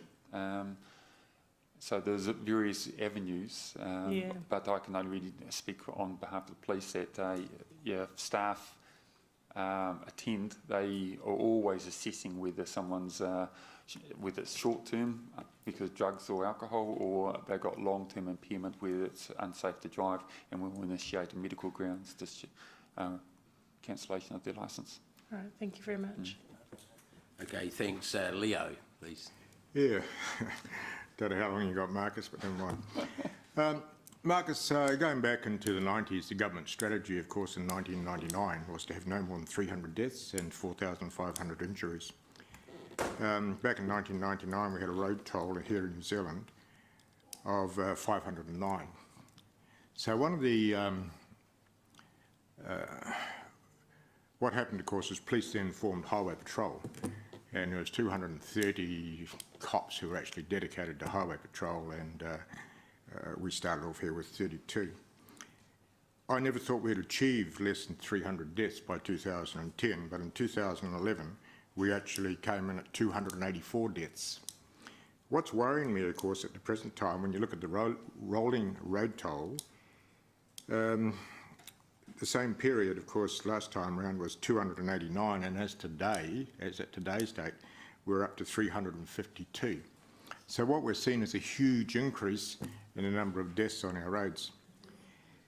Then, of course, the government strategy in 2010, when the 2010 strategy ran out, was to actually have what they call safer journeys, which was the introduction of a safe system, which is made up of the 4 pillars. It seems to me that the 4 pillars are not really working, particularly with the increase in the number of fatalities which are occurring out there. You said here that you've got 100 staff dedicated in road policing, which you supervise.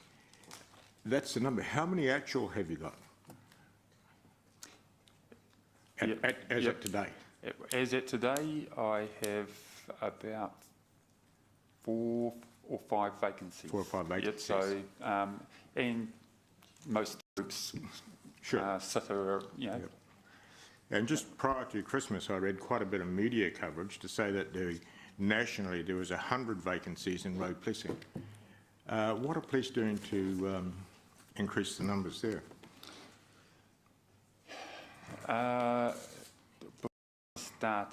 Sometime during last year, there was a funding debate in which nationally there was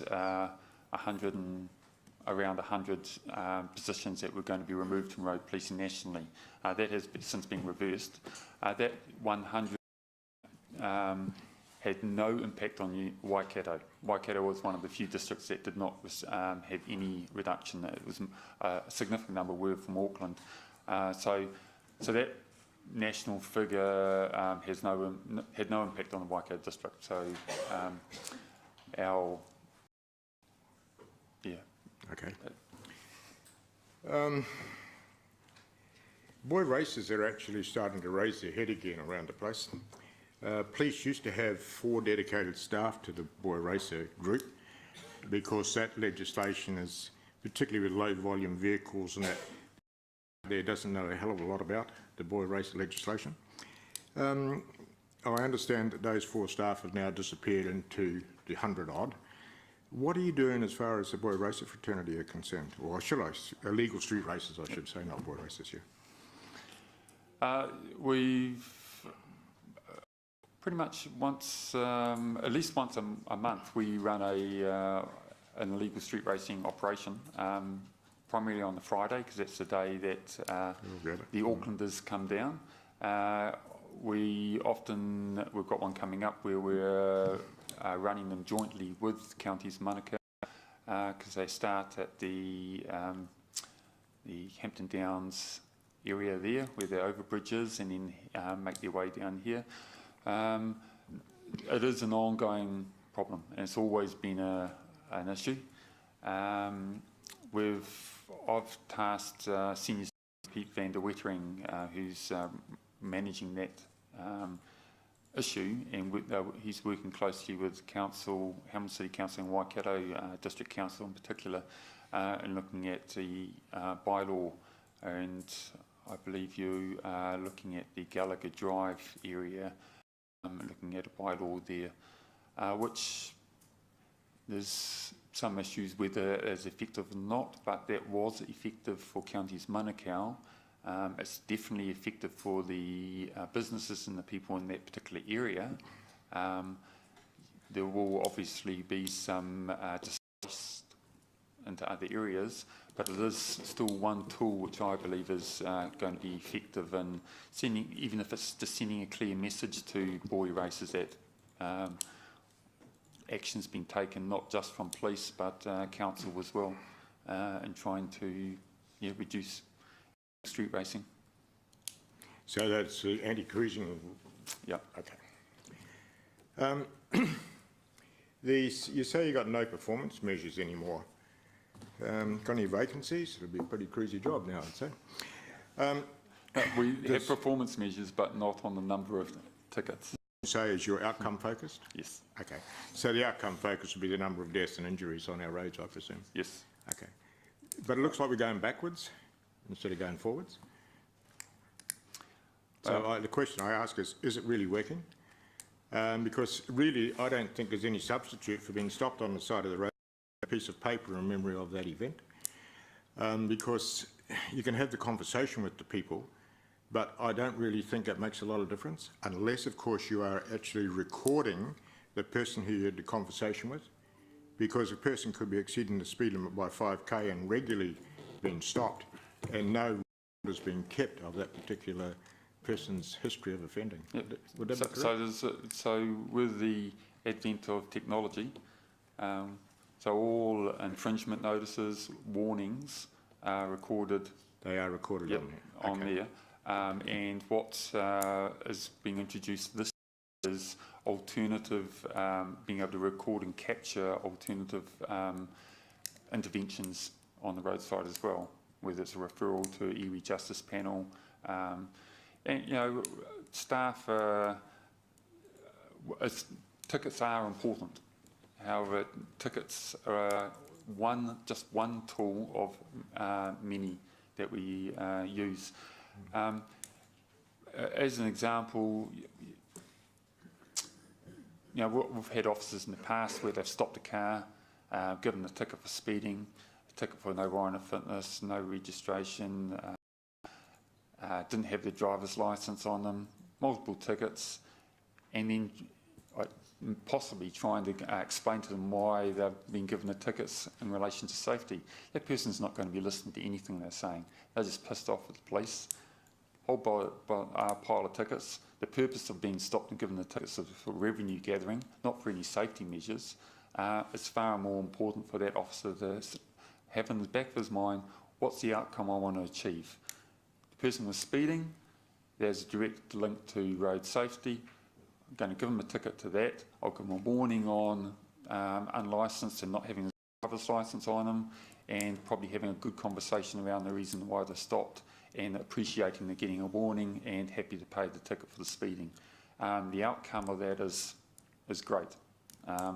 Improves trust and confidence with the police, and the reason why we're there is to keep the roads safe. So again, those 4 tickets, no trust and confidence, no real confidence that we're there to keep roads safe. We're just there to gather revenue.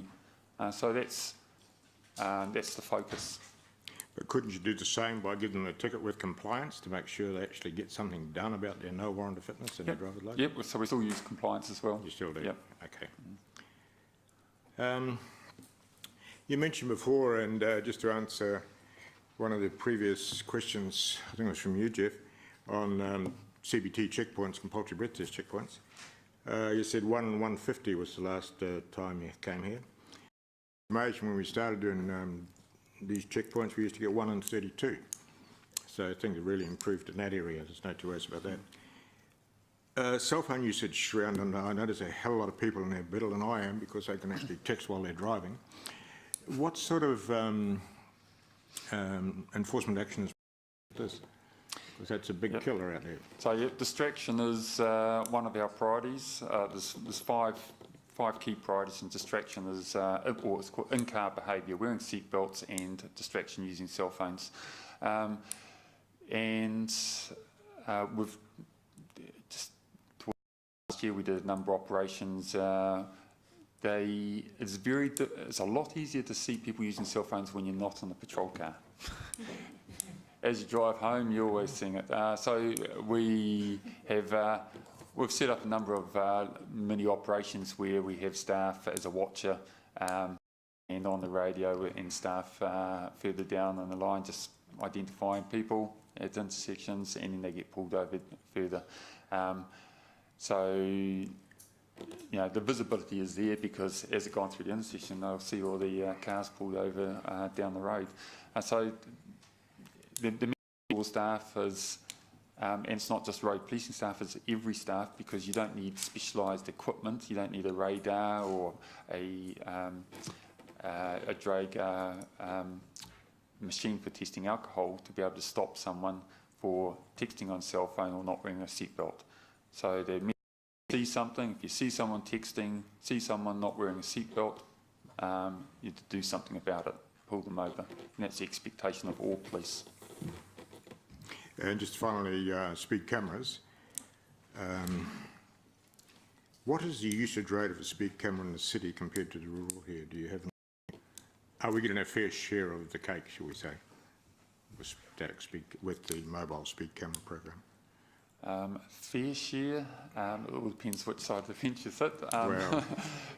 We do deploy in the city, but my priority is on speed cameras, and mobile speed cameras is in the high speed areas, 80 and 100k areas, because that's the highest risk for death and serious injury. So the majority of the time deployed in the rural areas rather than Hamilton City. And when you do deploy the speed camera, is that at the speed camera operator's choice, or is it by RTPP? No, but yeah, they're deployed to the risk. Okay. So they're told you to go to that place. On your shift. Yeah, because I wonder what the risk would be on River Road down in the dip. We've had issues in that in the past, so I've sat down with them a number of times. They know it's not about the number of tickets or infringements come from the camera. It's around the number of clicks, which is the number of people going past. And those speed cameras are visible. You may not see them until it's too late, but you'll see them once you go past them. It's not about hiding in the in the bush, because it has no impact at all on road safety. Thanks. Used to have. Thanks, Deputy Mayor Martin. We need to keep moving this along too. Right, okay. Very quickly, related back to the work that Leo's done, both in terms of his professional life and his council life, around road design and speed limits, where we have some bizarre sort of 100k signs. And the classic of them all is you come off the motorway where you're doing 70k, the Tamahiri Expressway for roadworks, you come down towards the roundabout and you can apparently legally go 100 as you approach the roundabout. I'm just trying to think, what input do you have with NZTA to get cracking on the roads in the Waikato where 100k is inappropriate, and where theoretically people do 95, which is not good, but you can't ticket them because they can legally do up to 100? Yeah, so there is a national speed management program. It's currently underway. It's Auckland, Waikato and Christchurch are the three areas which have started it first. It is going to be a long-term. It's, as you know, to change any speed limit or anything on a road, it's a consultation process that nothing can be done. You're looking at a year. Do the police have any input to say, stop it being the glacier, get cracking? Because obviously you guys are, front end, all of the stuff you do. Are you actually giving some sort of proactive policy advice to the other parties? The sense of, your observation. Yep, so every crash that we attend, it's whether speed is a factor. It's not whether the person was exceeding the speed limit. It's whether the speed is appropriate for design of the road, and we provide that feedback. NZTA get that feedback. A quick question. You talk about driver behaviour, the 555 service, where people report inappropriate driving, and I know there's issues of natural justice, and all they can report is the registration number of the cars. How effective is that, do you think, is that 555? And I'm just trying to think of the issues where you've, on your computer flash up a number of interventions, and it is tricky because 555 relates to the vehicle, not the person. But how useful is 555 to you to try and change behaviours? Yep, so we've had a significant increase in the number of calls over the last 2 or 3 years, and the December-January period, we were inundated with the code as a 1U driving complaint. That is classed as a priority event, and we are wanting to intervene there and then what's happening. If we can't intervene there and then, depending on the severity of that, a letter will automatically be generated and sent to the registered owner of the vehicle. Because again, like say someone is doing 60k in a 40k area, just being stupid twitty, the impression would, even if there was a letter that arrived at the household where that car was registered, may have some impact? Yep, so they receive a letter. Change behaviour. There's no way I could tie up all 100 of my staff investigating 1 new complaints, and there wouldn't be anyone on the road actually doing that visibility. So, so a letter. So it all depends on case by case. But our priority is to attend there and then, because we can deal with it on the side of the road. While we're dealing with it, we're also preventing everyone else that drives past. We're having an impact on their behaviour as well. So. And just final question around heavy trucks. Can you just clarify for me what the 90k limit means? Because we now have expressways up to 110, you know, we have some rules, and yet, unlike overseas jurisdictions where compulsorily they have 90 or the 80 on the back, so everyone knows that they're in that category of heavy vehicle. How is that sort of speed issue working with heavy vehicles, and is there a problem? I'm not a heavy vehicle specialist, but yeah, the heavy vehicle towing a trailer, and anyone towing a trailer, the legislation is 90 kilometres per hour. It does cause, can cause issues around impatience. On an expressway, motorway, it's not so much. There's a way of passing, but it's more on the rural, narrow roads. That's where the risk is. The risk's not on the expressways, which are designed to a higher standard. The risks still remain on. Do you enforce Thanks, the Councillor 90k? Mallet. Now, because you said you're on your last question. No, New sure. rule: say you're on your last question. That's it. Okay, Gary. Thank you. Just your measurement, well, the measurement we use of deaths and injuries on the, is that the right, is that a little bit blunt? Does that get divided by kilometres travelled and things like that? No, it's just there is those measures in the background of vehicles. And so how are we? Because presumably the kilometres travelled is going up, I assume. So we're all horrified that the death toll is going up, justifiably. But per kilometre travel type of thing is, because measurement's important because you've got to know what works and what doesn't work. Yeah, I don't have those on at the moment, but we are very much victim focused. So it's those individual lives that my focus is on. And the other measure that we look at is hospitalisations, which we get that data from Waikato Hospital, which is a measure of injuries where a person has been hospitalised of a motor vehicle crash and had to stay 1 day or more in hospital, and that rate is trending upwards. And since you're talking about larger numbers there, that is actually quite an effective measure that we're also looking at. Okay, thank you. And just a couple of technology ones. Is anyone looking at using drones and things like that for traffic management, traffic controls and things? Not for traffic management control, but we ran a trial using drones for mapping crash scenes, serious crash scenes, and that's something that's been looked at nationally. We just completed a pilot on that. Okay, and just looking a little further forward, is it time to start thinking about implications of driverless cars? Is that something that's on your radar? Why the government is looking at that, okay. But it's not something that's really particularly on my radar. It's not, Okay, thank you. Thanks. Last one from me. Red light cameras, they have 2 in the country, I've read, 1 in Auckland, 1 in Wellington, yet Hamilton has its biggest type of accident within the city are intersection-related accidents from the most recent stats I saw. Is there any possibility of them being available in Hamilton anytime soon, Marcus? So there's 8 red light cameras nationally. 7, I thought this question might come up. There is 7 in Auckland and 1 in Wellington. Okay.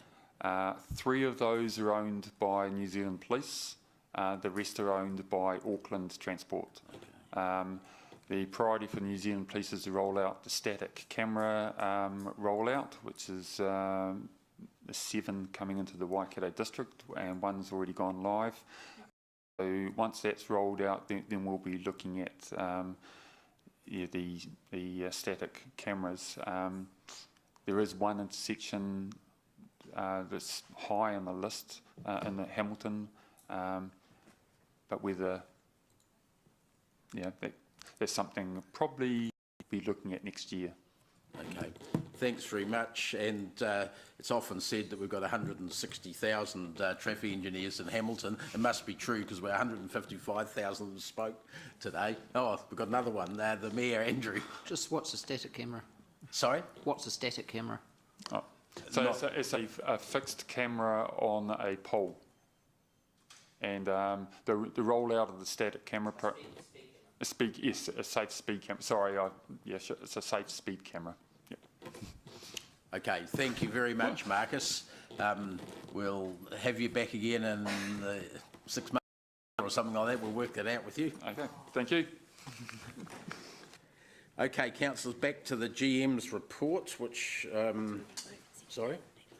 Oh, sorry, I've got to move that Marcus's report be received, seconded by Councillor Bunting. Those in favour, against, carried. Thank you. On to page, where were we up to? The relocation of St Paul's Methodist Church on page 28, that paragraph 15, thanks. Yeah, so I'll take the report as read, the details in there. If there's any questions, I'm happy to take them. Maybe we should just counter, this is a good example of what we were speaking about earlier in the Chairman's report about submissions coming forward to councillors to have a look at and be aware of, given its sensitive nature. So I think that's a key takeaway for us to put that together. So I know that Angela asked some questions by email. Have you had them all answered by this, Angela, or whether there's more you would like to? Thank you, Mr. Chair. I mean, they are included in the report. The only one that's not in here, I think, Kelvin, was the one around had they applied to our Heritage Fund. No, there was something here. Was there? Oh, sorry, down the bottom, 33. Yep. They did not apply to the Yep. Heritage Fund. Yeah, so my questions have been answered. Thank you. So the question then that follows that from me is if they didn't apply to our Heritage Fund or to the government, central government operated one, which we got some information on, when someone applies to remove a building, to get a consent to move a heritage listed building, should we not be proactively going to them and saying, why haven't you applied, and here's some assistance in terms of information so you can?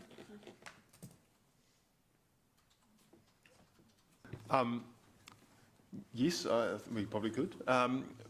The applicant, however, was Deborah and Sorry, Alice. Deborah Alice, and Alice. I didn't realise you were there. Sorry. Thank goodness for that. Alice is the expert. So I can't. Can you come up, Alice? Sorry, I should have asked before. Sorry. Kelvin's very glad you're here. I didn't see you in the corner. We did actually have conversations with the church members with regards to the funding that was available to them. However, they decided other. Okay, so just technically, when a heritage building listed in the Hamilton plan, as in this case is moved outside of Hamilton, but still as an intact, presumably intact building, do they lose all heritage status? How does that work? So, yes, it all heritage status. Its status at the moment is based within the Hamilton inventory and the district plan, and also its connection to the site and Hamilton's story. As soon as it leaves the district and moves to another district, that Waikato, for instance, would have to assess whether or not there's adequate heritage of that building to register it. And the advice that we have received to date is that without the context of the site, in addition to the social context of that building, the heritage value of it is limited to an old building. When I saw the Commissioner's comments that are reported here, it seemed that he was placing, I presume it was a he, was it? Anyway, that he or she was placing some store on the fact that the heritage building was going to be intact just somewhere else. So what's the point in the Commissioner doing that if, I'm asking for your opinion here, I'm not asking for definitive, what's the point in them doing that if there's no protection at all once it crosses our boundary? Well, I mean, Waikato still has the ability through their district plan and their heritage assessments to make a call on that, but presently as it moves out of Hamilton's jurisdiction, it has no protection. Relocation is seen as the if nothing else can save that building, a relocation is the only saving grace for that building. But what you are saving is that building. You're not, and the story has to be sort of told another way with regards to how that building is then relocated and protected and acknowledged as where it has come from and how it's used in the future. But there's no guarantee that that retelling of the story will happen in its new site, is there? That's not part of the Commissioner's decision. So the Commissioner's decision did have an agreement based on the first 12 months in terms of the building being fit for purpose, and there are criteria that set out very broadly the intent of protecting the fabric of that building, but that long term there is no protection of that building. So as a matter of course, given what you've just said, was Waikato District advised by the court or by our council that so-and-so has happened to this building and it's moving to this site in your district, and this is what the Commissioner said about it? I must admit I don't know if a conversation has been had to date with regards to what the Commissioner's decision from our council staff to Waikato staff, but I do know that they were fully aware that it was a protected heritage listed building in our jurisdiction, and it was intended to be relocated into the Waikato. Should not, as a backstop, we formally, if this situation happens, advise in some sort of formal sense rather than just hoping that they're aware? It seems to me a gap. At least we should be saying to Waikato District, should we not? Here's the information about it, this is the Commissioner's decision, so that they then have an opportunity to consider it rather than... Yes, and we are internally having that conversation in terms of what council could formally do when the Waikato plan is publicly notified. Is the formal way we could seek that building be protected through the heritage inventory. Informally, staff, we've talked about having conversations with Waikato. But nothing formal? Not that I'm aware of at the moment, but in saying that, it was under the planning guidance team, and I'd have to take some guidance from Fraser McNutt on that. Okay, could we have that put on an agenda for a discussion sometime when we're discussing? It could be another addition to our heritage policy that when that happens that we, I'm not saying we should decide that here, I'm asking for a discussion about it. Yep. Yeah, as that forms up, I think some reports that should be coming due at some point, and we could do a briefing on that as well. Yes, I think that would be quite useful. Timely and useful, sooner rather than later. Yep. Okay. Yep. So I think, sorry, Mr. Chair, the advice, I mean, there's always the informal letter from the council chair or that would inform them and seek that support. That then there is as you say, there is a district plan review being undertaken by Waikato District. Yes, and yes, there is. We could submit on that basis. That's right, and that is intended sometime this year to be notified, I understand. Thanks. I've got Angela now and then Martin. But did we put in a submission? We did? For this? So on the consent to remove. To remove, yeah. No, because the application was to Hamilton City. It was to us. Yes. Yeah. Okay. Our report was to decline. Decline it. So, to support us in situ space. So I think this fits into where the chair was going and highlighting in his report again, of getting an early heads up on these things, because we have a heritage plan for a reason. And yeah, we could have possibly gone and spoken to them, and maybe, you know, maybe there could have been a different outcome. There's no point in having a heritage plan if we can't save our buildings, although the irony isn't lost on me that we put St Peter's, our very own building, up for sale prior to Christmas. I don't know what you there, No. but the irony's not lost on me I here. can say that we have had conversations, and in terms of the Heritage Fund, we advise all heritage listed owners of its availability when it comes up for applications yearly. I think in this case, Angela, staff did, if you like, follow the policy. Yes. By their own report, recommending it be declined, the application, but the Commissioner chose to override it. What was his name again? No. Sorry, did you have more questions? No, that's all. Thank you. Martin, thanks. Yes, obviously this process is a little bit better than the Methodist Church, and I understand the chapel by Steele Park, which disappeared, I think it was at 6 o'clock in the morning or 7. The question I have is a broader issue. There is a report or a presentation around CBD heritage, Victoria Street heritage, etc. Excellent presentation was given to the New Zealand Heritage Conference recently. When are we going to see that report by means of a workshop or whatever? Because I think actually that report, if we grow that, that could actually be a bit of a catch-all, because it would, I think, would want to pick up the issue of just it's been raised about if you move a building, what protection goes with it.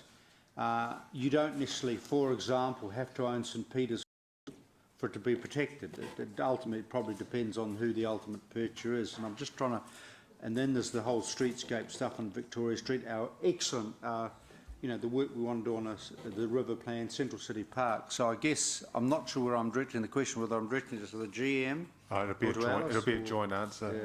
Yeah. There's actually two pieces of work that you're talking about. One is the Victoria Street character study, which is identified for a August meeting. But there is another piece of work that staff are doing presently that is relating to the heritage actions as well. And that's looking at the whole thematic and the consideration of what is listed presently in the district plan and how we protect our heritage presently under the district plan, and taking into consideration that since that original list in the late 90s was formed, we've had some growth areas added, the city has grown and matured, so we would want to take that, bring that back to council earlier, hopefully, than August, and keep them as separate items. I just suggest, because I think this is a classic case, and I'll just leave it there, the open workshop where we have good, you know, interaction, which is more freer than here. So I'm strongly of the view that the sooner we get these matters back into an open workshop, so that we can actually stress on some of the good stuff that's happening, some of the positive stuffs, and the, you know, the protections and some of the visions that we may have. I don't know if the GM has a view. No, so Can you get that on for us? Yeah, no, absolutely. So that was the reference before, that a workshop and a briefing would be useful for that second piece of work that that Alice is speaking to. So there was an intent last year to look at some of this stuff, but with the LTP, that just took up all of our time. But there is space available, so we can do that. Thanks. Yeah, thank you. Thanks. Paula, thanks. Thank you, Mr Chair. I think your point was very well made about what's in place when historic treasures get relocated.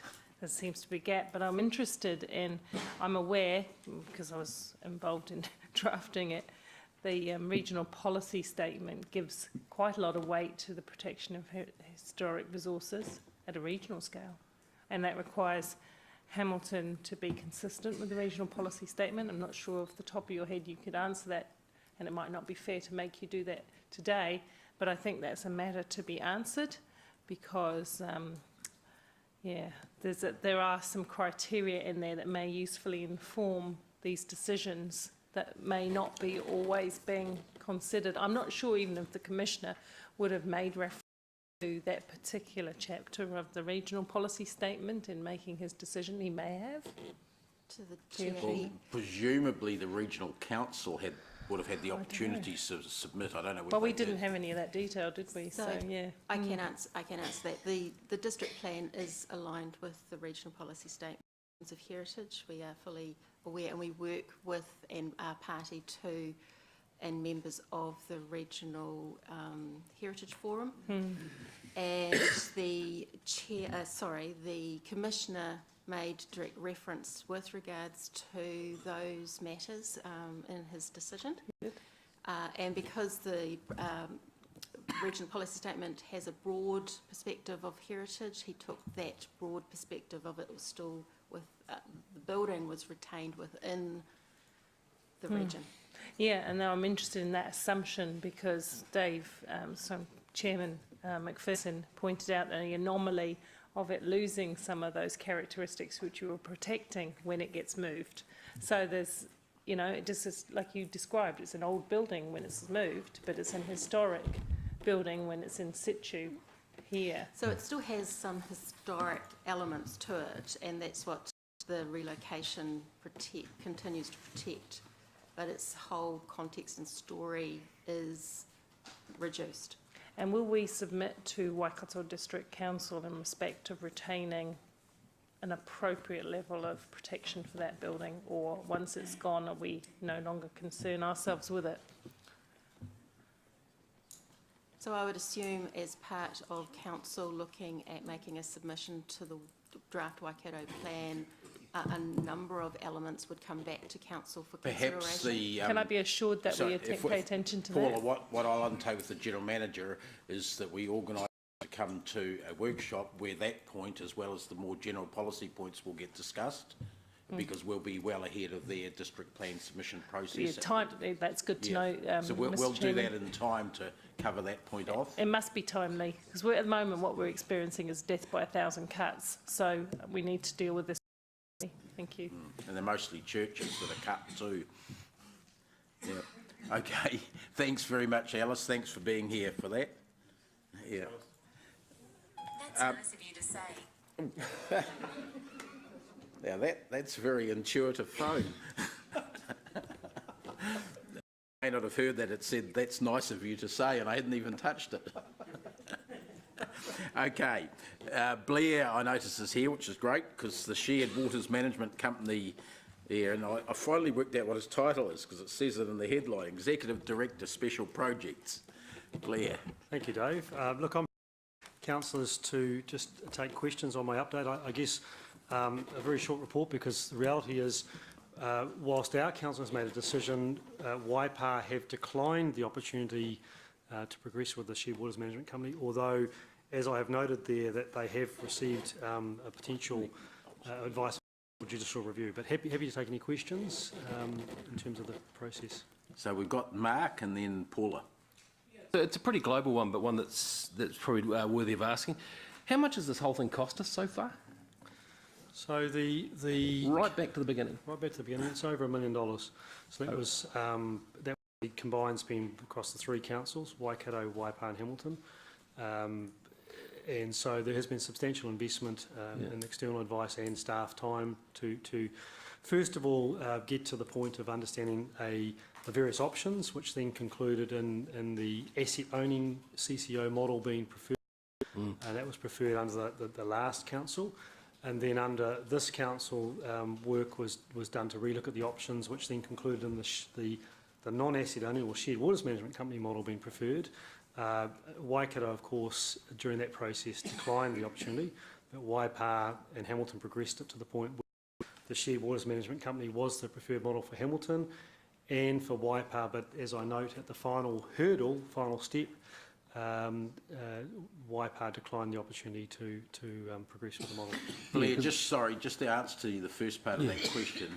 You said over $1 million was the cost, but then you said across 3 councils. So Correct. I think I took Mark to be asking how much does it cost us? How much does it cost us? Yeah, so you're telling me, like, because this thing's been going for several years now. It's been going since 2012, so our share has been about half of that cost, Mark. So about $500,000 we've spent over that time. Is that all? Because what worries what just worries a me mere snip. Yeah, gee, just loose change. No, what worries me is that it got flicked at the last minute by a couple of votes at another council. We put an enormous resource into it. We got rejected by Waikato, etc. It just strikes me as we're staring down the barrel of we're running enormous deficits running the operation. So these are the questions I've got to ask. Where are the flags to tell us as elected representatives that, hey, this could get flicked at any moment, you could be wasting your money? This is starting to get into quite a vulnerable process. Where are the safeguards that I can go to the community with and say... Oh. I think what I would say is that Councillor McPherson, Councillor Mallett and His Worship the Mayor has been on the governance group for the last 12 months with us, and we have been working actively with Waipa on this, and I'm sure the members would endorse this, but at the most recent meeting we had prior to the Waipa Council meeting, their governance group was fully on board with the joint proposal, was a jointly worked up report, jointly agreed recommendations. So suffice to say, it certainly came as a surprise to the governance group and to myself and to the executive from Waipa. So I guess that's ultimately the political process, Mark, that we work through. But there has been, certainly it is disappointing to have invested all that time and effort and then to, at the last step, have it declined. There were a number of other councils who were following this process closely and expressed real interest in investigating this option once we had got it established.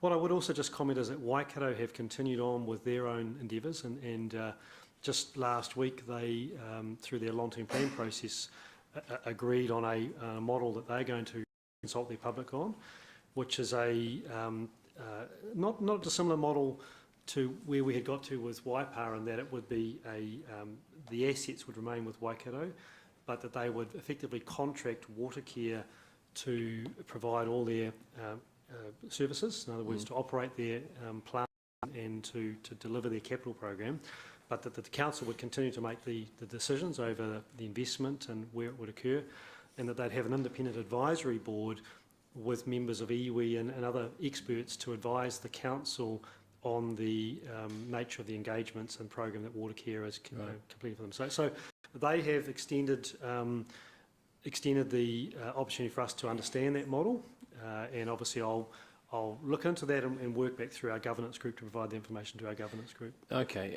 At what point do we stop spending on this? Because it's going down the drain. Well, at the moment, we're not spending any external money, right. So it is just going to be a time of staff to understand what Waikato are doing. And in terms of Waipa, the decision sits with them as to whether they choose to make a change to their decision or not. But we've certainly said to Waipa, we are very positive about this model to progress that. However, that is now a decision for you to make. And obviously, at the moment, they've declined the opportunity. So unless they revisit that decision, there's no further discussion with Waipa. I remember early on the piece being told that if we didn't do this, then government would do it for us.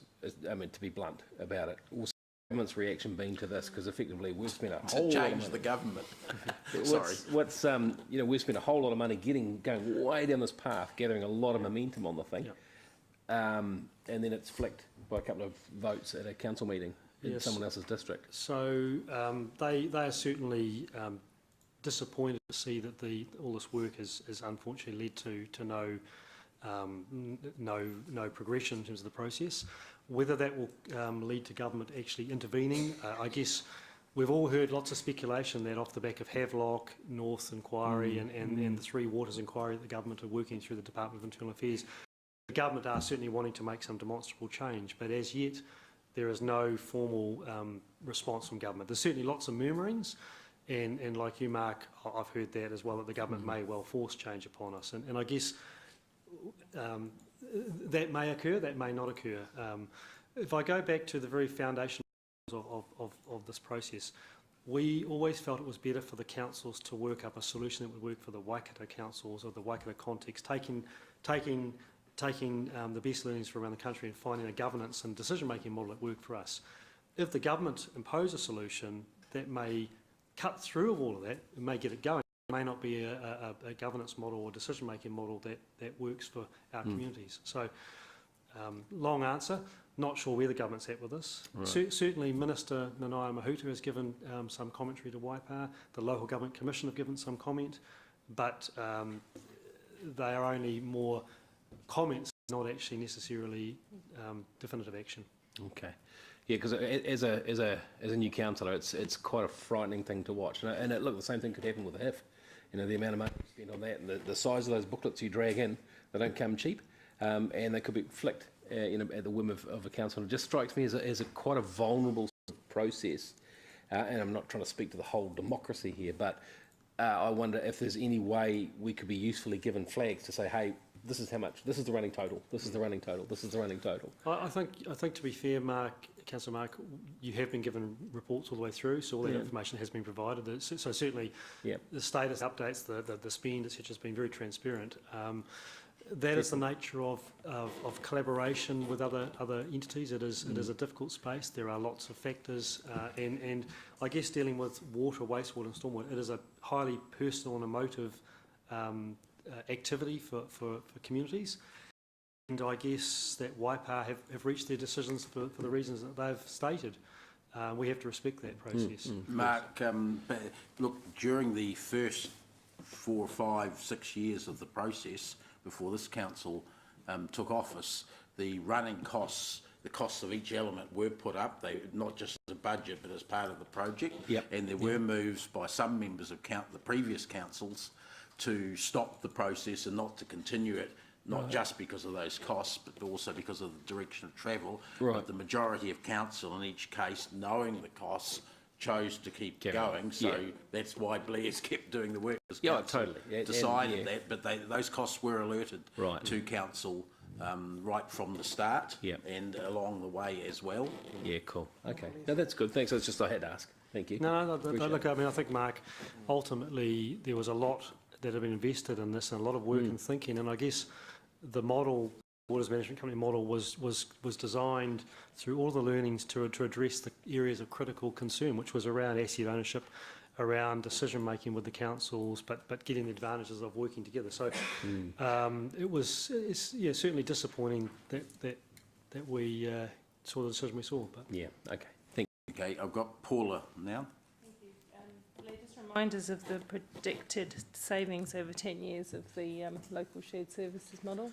So under the model, the shared waters management model, was between about $70 and $110 million. So it was certainly across the councils. That was less than the original Cranley business case, because the Cranley business case was an asset-only model, which achieved greater savings. But so certainly there were still large financial efficiencies to be gained. But I think more importantly, Councillor Paula, it was the non-financial element which was even stronger.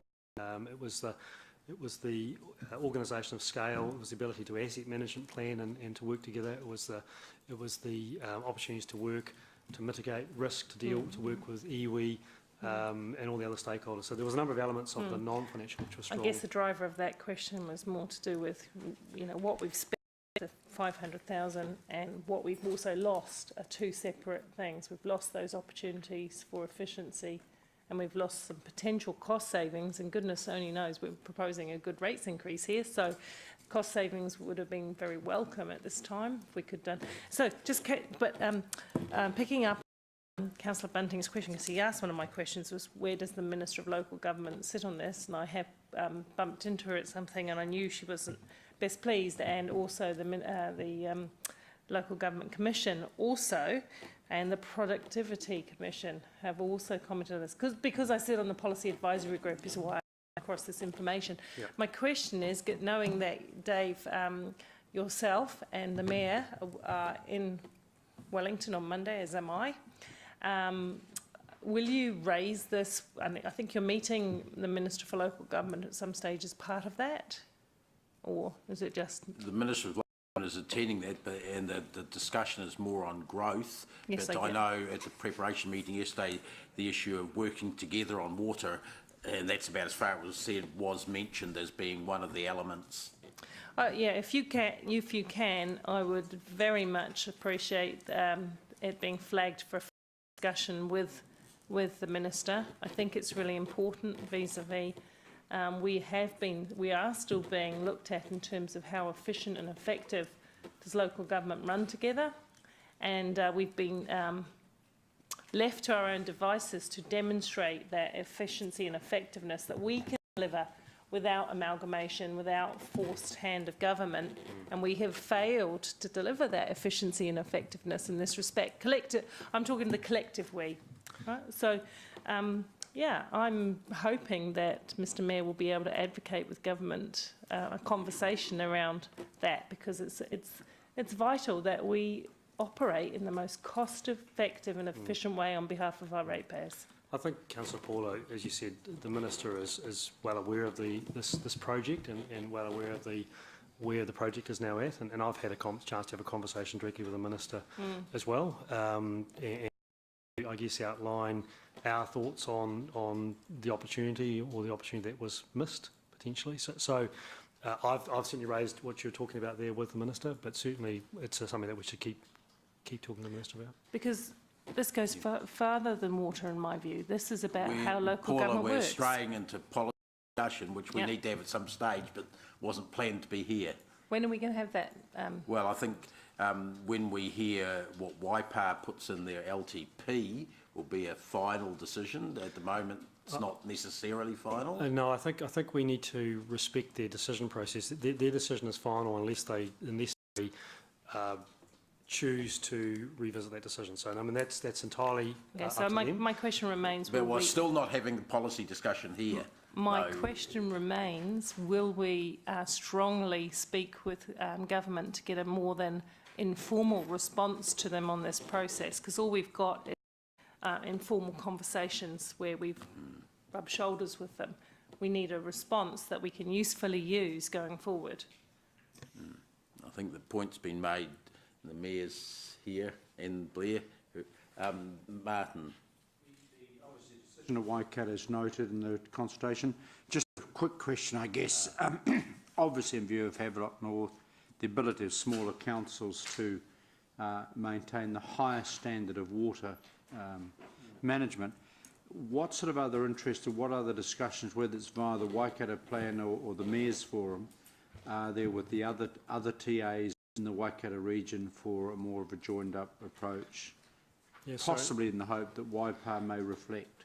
Look, there's been extensive conversation at the Waikato Chief Executives Forum, which I'm a member of, and at the Mayoral Forum, both to keep them all abreast as to how we are progressing with this particular project, and also to ascertain a level of interest and appetite. And so, Martin, certainly there were a number of the smaller council had expressed a real desire to not be the first off the rank, but to certainly be on the second opportunity.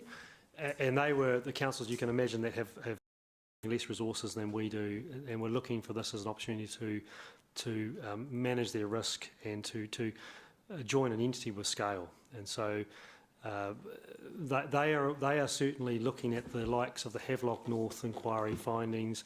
They're looking at the issues they've got with resilient delivery of their existing water and wastewater network, the fact that their asset management plans are not to the same standard as ours, that they've got aging infrastructure, and they're concerned around how they're going to address those issues. So they were looking to an entity of scale to assist them through that process. So I haven't talked to them since the Waipa decision. We haven't had a meeting yet, but certainly it will, I'm sure, come up at the next meeting. Yeah, I mean, I think that's good. You know, we've got the decision of Waipa, but there is a bigger narrative, and I think it would be really good if you could keep this committee in tune with those discussions, because obviously there are other potential areas of cooperation with our neighbouring TAs. Yes. I think also because Myri, the manager's not here, also because of a family illness at the moment, we need to stress that our staff are well set up to continue to, while all this going on, is to work by themselves as they have been and provide the right sort of quality water supply and services generally. That it's not us that are in the gun as far as immediate future problems are concerned. Thank you, Dave. I was actually going to make that point, that I think we brought to the table an organisation of scale, an organisation of highly skilled staff, certainly been an excellent service and really up there of the best of the sort of water, wastewater, stormwater providers across the country. But there was certainly, notwithstanding our level of expertise and skill, there were opportunities to be gained by combining our expertise with scale and with the other communities to enable decisions to be taken across a bigger area and to deliver procurement benefits and others that would come from just being a bigger entity across a bigger area. Okay, thanks very much. Look, thanks for that report. Councillor's going to break now. We'll come back at 1:20, if that's okay. 1:20. It is round.